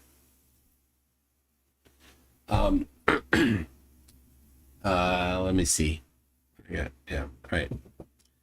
I don't have a sphere here, but I have a can. So the surface of a cylinder, right? If you said we're going to do everything on the surface of the cylinder, which is two-dimensional, and we're going to now do things on the surface of the cylinder. So when going this way, distances aren't affected. Going this way, they're not. But if you get to the edge, well, now you've got things going wonky. You can't use Euclidean geometry when you're going over the edge like that and treat it as two-dimensional. Of course, also, you have a problem because while you could here say, I'm just going to go forward, right? You go forward, but eventually you get back to where you started. in Euclidean geometry, that doesn't happen if you're in a two-dimensional plane, right? The key about Euclidean geometry is parallel lines do not intersect. They stay parallel in the space forever. But on this here, you've got a line going radially here and a line going radially here. They diverge on this surface here. Now, going this direction, they do not diverge. So this is an odd shape where different directions you get different convergence or divergence. On a sphere, it's more consistent. No matter where you go, you start at one spot, you move some distance, and the verticals, the parallel lines in that geometry, because you're on the surface of on the surface of a sphere, it's two-dimensional, and so you move a certain distance away, and you're like, well, these are parallel within that geometry, but they're not parallel outside of that geometry. In 3D space, they're not, so they diverge. But for some reason, so he doesn't understand geometry. Flat Earther is pretty common. He doesn't understand the math. So he just wants to go and say you have to use non-Euclidean geometry to model a curve, which is not true at all. You can apply a function to it. So you can see, yeah, there you go. So this is a Euclidean coordinate system, XY, right? And here's a curve, right? So these curved lines here are Euclidean, but not flat, not straight. They're curved. They're lines. That's perfectly fine. So see that it comports perfectly with, renderings of what it would look like given the curvature of the Earth. Well, so that's quite a coincidence, don't you think? According to your buddy, Father Skeptic, and the recent book that was written by Robert Sangenis on the flat Earth, they all say the same thing. There can be no hump to the Earth. Everything falls down from your perspective if you're on a sphere. They both. Yeah, he's misunderstanding the hump, the bulge.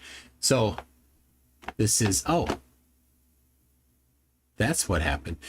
Yeah, and you all didn't notice it because neither Reds nor the Derpling are on screen. We just got the other two who aren't really participating. So there it is. Every once in a while it disconnects somehow. Anyway, so there it is. It's not the bulge he thinks it is. It's not going up. It's not increasing in elevation and then decreasing in elevation. It's staying constant in elevation. Say that there can be no hump. Do you even know what I meant when I said the word hump? Did I mean it in a simplistic sense because I was discussing it with a flat earther, or did I mean it in a literal sense?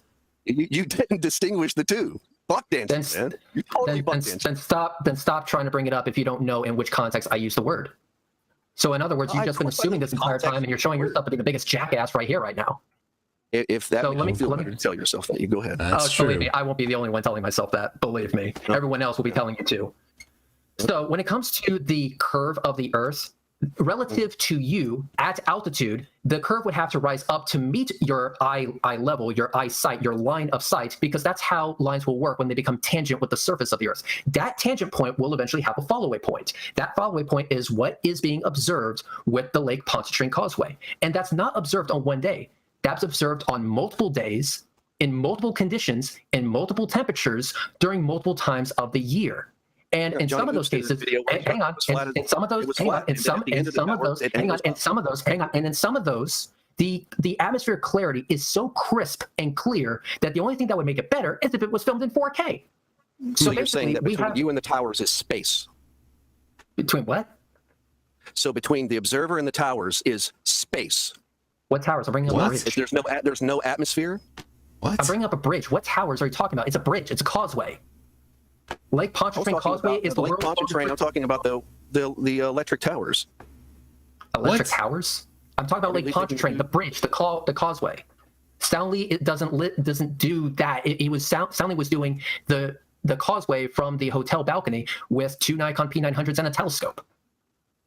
I thought That's we the were observation. discussing the row of electrical towers at Lake Pontchartrain. No, I'm talking about the bridge. The bridges are a lot. If he had paid attention to Red's presentation, Red's called out the specific links, which are in the description right here, which would have been available at the time to Southern Idiot, but he chose not to actually follow along. Flat Earthers suck at debates. You cannot engage in a debate by not looking at the other party's evidence. It is an absolute mandatory thing. You must look at their evidence, or you're not participating in the debate. Oh my God, he's so better than those fucking towers. I'm talking about the entire bridge as a whole. I linked it in the description of this debate. The entire bridge. The entire bridge has a point where your line of sight becomes tangent with it, and you can literally see it curving with the earth. And if you drive that entire bridge, you will see that it stays at the same level above the water the entire way through. I've driven it. The best part about it is that this has been done in multiple temperatures, at multiple dew points, at multiple times of the year, and yet they all converge on the same answer. That bridge is curved. Sure, there may be some debate as to how much it's curved, but it's curved nonetheless. Well, if you look at the Johnny Oops footage, the electrical towers there's no hump, and at the very end of the towers, So he's talking about a different topic. the towers actually angle up. They do not angle in the sense that you need, where they're angling over, or they're angling down over some curvature. Be sure to post that link in the description, and then the people will be able to see which piece of evidence is more profound. So what he's talking about is somebody went to there's another Pontchartrain one that's not this. It's power lines, and the power lines. The key is that he's viewing it from high elevation and zooming in. So he's looking very far. This is many miles away, and you're not seeing the bridge right next to the road. You're seeing it that this part is far away.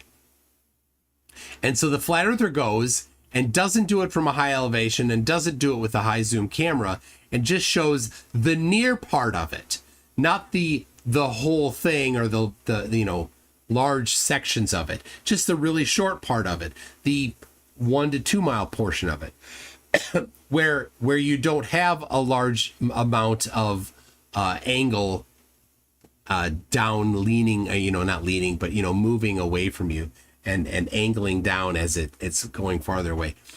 So it's I don't know, they're not smart enough to realize that you need to zoom in, and the point is that you are seeing here many miles away.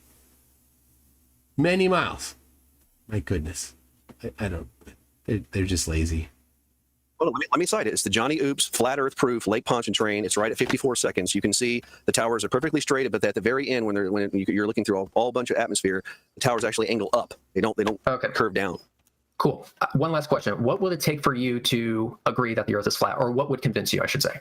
Yeah, I've already done that in great detail. Here, let me bring up my pole to pole. It is a north-south circumnavigation along a continuous longitude. It's right along the longitude between Perth, Australia, and Buenos Aires, South America. So if you made that flight, you would agree that the Earth is a sphere? Yeah, absolutely. So this is another tactic of flat earthers. They like to set a standard of evidence that is they think is unreachable. So as an example,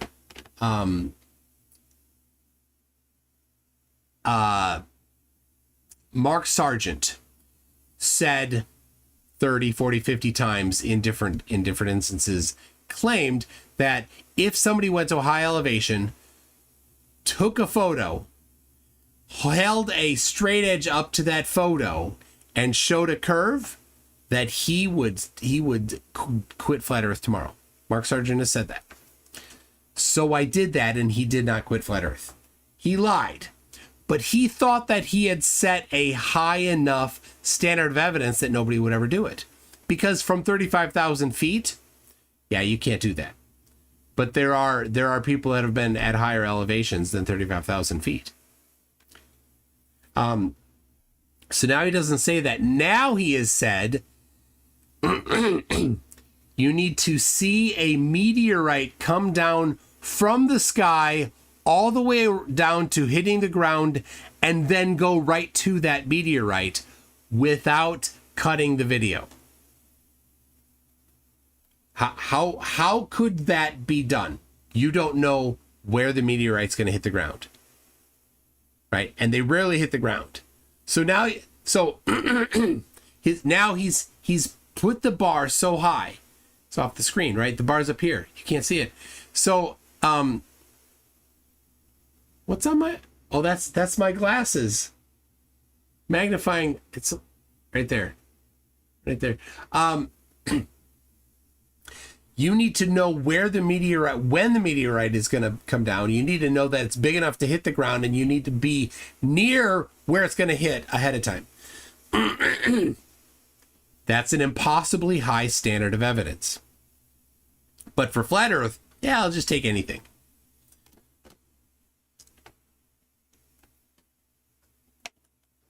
Okay.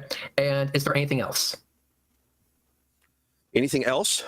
Yeah, anything else? If we there would be no need to do anything else after that. I mean, that would solidify it completely. Okay, so but other than that, there's nothing that we can do closer to home that doesn't involve a $30,000 plane ride. That's $1 million plane ride. And why is it $1 million plane ride? You need to charter the plane from wherever it normally is to Buenos Aires. Number one. Then you need to charter it from Buenos Aires to Perth. Number two. Then you need to charter it from Perth to wherever it started from. Pay for all that gas. Pay for the staff to do it. Right? It's not just 0 people, it's multiple people that do it. And you need to do it in a plane that has the range to go from Buenos Aires to Perth. And then there's when you land planes in different places and when you fly through different places, there's different fees and things that you need to pay for. So all of those things together, probably $1 million. That's 3 long distance flights. Now, when you think about, and it's a plane that's a large plane, it's burning a lot of fuel. If you think about, a plane goes from across the United States, and they put, 300 people in it. How much do you have to charge to cover the fuel for that, right? You do that math, you're like, oh, it's not that many because it's a rather short flight and the fuel isn't that expensive, and it's potentially from an airport that the airline runs. One of them is going to be, so they're not going to have to pay themselves the fees that they would at some other airport. But if you're getting a plane that can do that and you're going from Buenos Aires to Perth, well, one of those, if it's Qantas, you're gonna have to pay at Buenos Aires,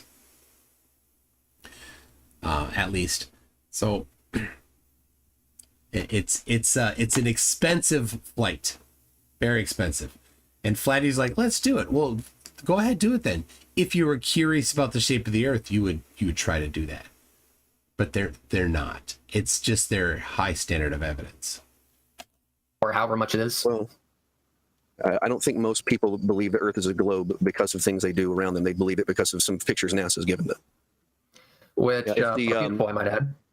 It's the east 116 longitude down to Perth, and then South Pole back up to the North Pole along the west 58 longitude. That would do it. It's up to the North Pole now. It's a continuous longitude. Sounds good. Can we get questions from the audience now? I need a drink. I was just about to say we have hit that time. All right. Well, we have hit that time. I'm not going to play the questions from the audience. So that was, I'm just going to say Reds absolutely demolished him. And Reds sometimes he gets a little sweary. That's his style.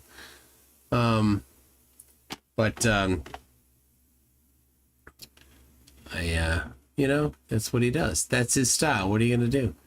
You're gonna love it anyway. So let me remind you one more time. Go sub to Peter Markley. There it is. The link is right there.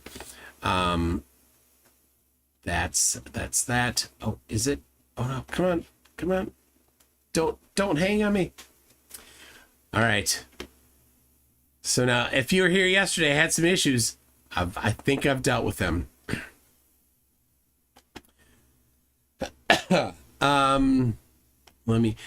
So Roger Ledwell, I'm going to get a little update on him.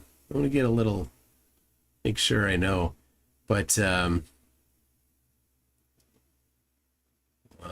right, here we go. I have not heard of this one for a while. Anyway, people, thank you very much for joining. I'm going to wrap it up now. Next week, Tuesday, I'm planning on doing a live stream. Wednesday, I'm planning on meeting all y'all, whoever wants to join, Wednesday, August 20th, 6:30 p.m., Full Tilt Tavern in Bloomington, Minnesota. Send me an email, mctoon@mctoon.net, if you are planning to come, so that I can let them know how many people will be there. They have an outside patio. We'll be outside unless the weather's bad. We'll be inside. Dress warm. Dress warm if you're coming, because if you're going to hang out until 10 or 11 or 12, it might get colder. So there it is, everybody. Thank you so much for coming. What if Dan Pratt shows up? He won't. You know what? I specifically sent an email to the lady that organizes the Flat Earth meetups. I met her and her husband in January at the Flat Earth meetup that my wife and I went to, and they were very nice. There were some people that were not happy to see us there, but the hosts were nice. Anyway, everybody, we'll see ya next week. Pick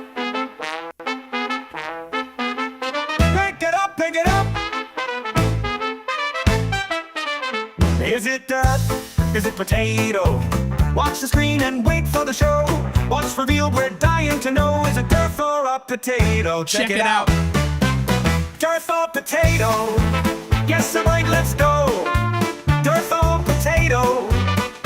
It's the game that steals the show. Look at the picture, don't make a mistake. Is it a spud or is it a face? Out of the ground or from his own behind? Dirt or potato, what will you find? Right on!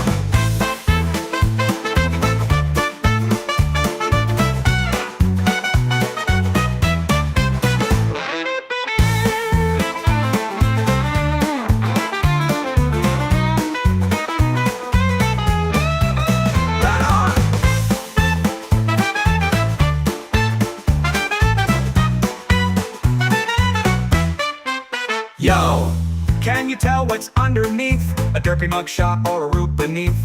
With every guess, we laugh and cheer. Is it dirt for a potato? Let's make it clear. Hang it up, give it a show. Dirt for potato, let's go.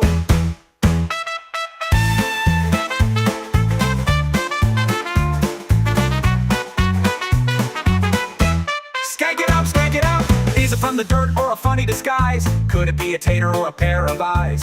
What's in the ground or lurking around? Dirt or potato, where will it be found? Could it be smooth or full of lumps? Maybe it's grown on someone's big rump. Get your guess in, let's see what's true. Dirt or potato, it's all up to you. 1, 2, 1, 2, 3, 4. Look at the picture, don't make a mistake. Is it a spud or is it a face? Out of the ground or from his own behind? Dirt or potato, what will you find? A pile of soil or a starchy friend? Guess it right and you'll ascend.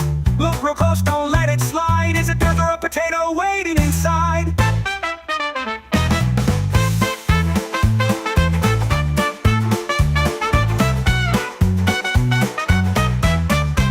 Let's go, rude boys.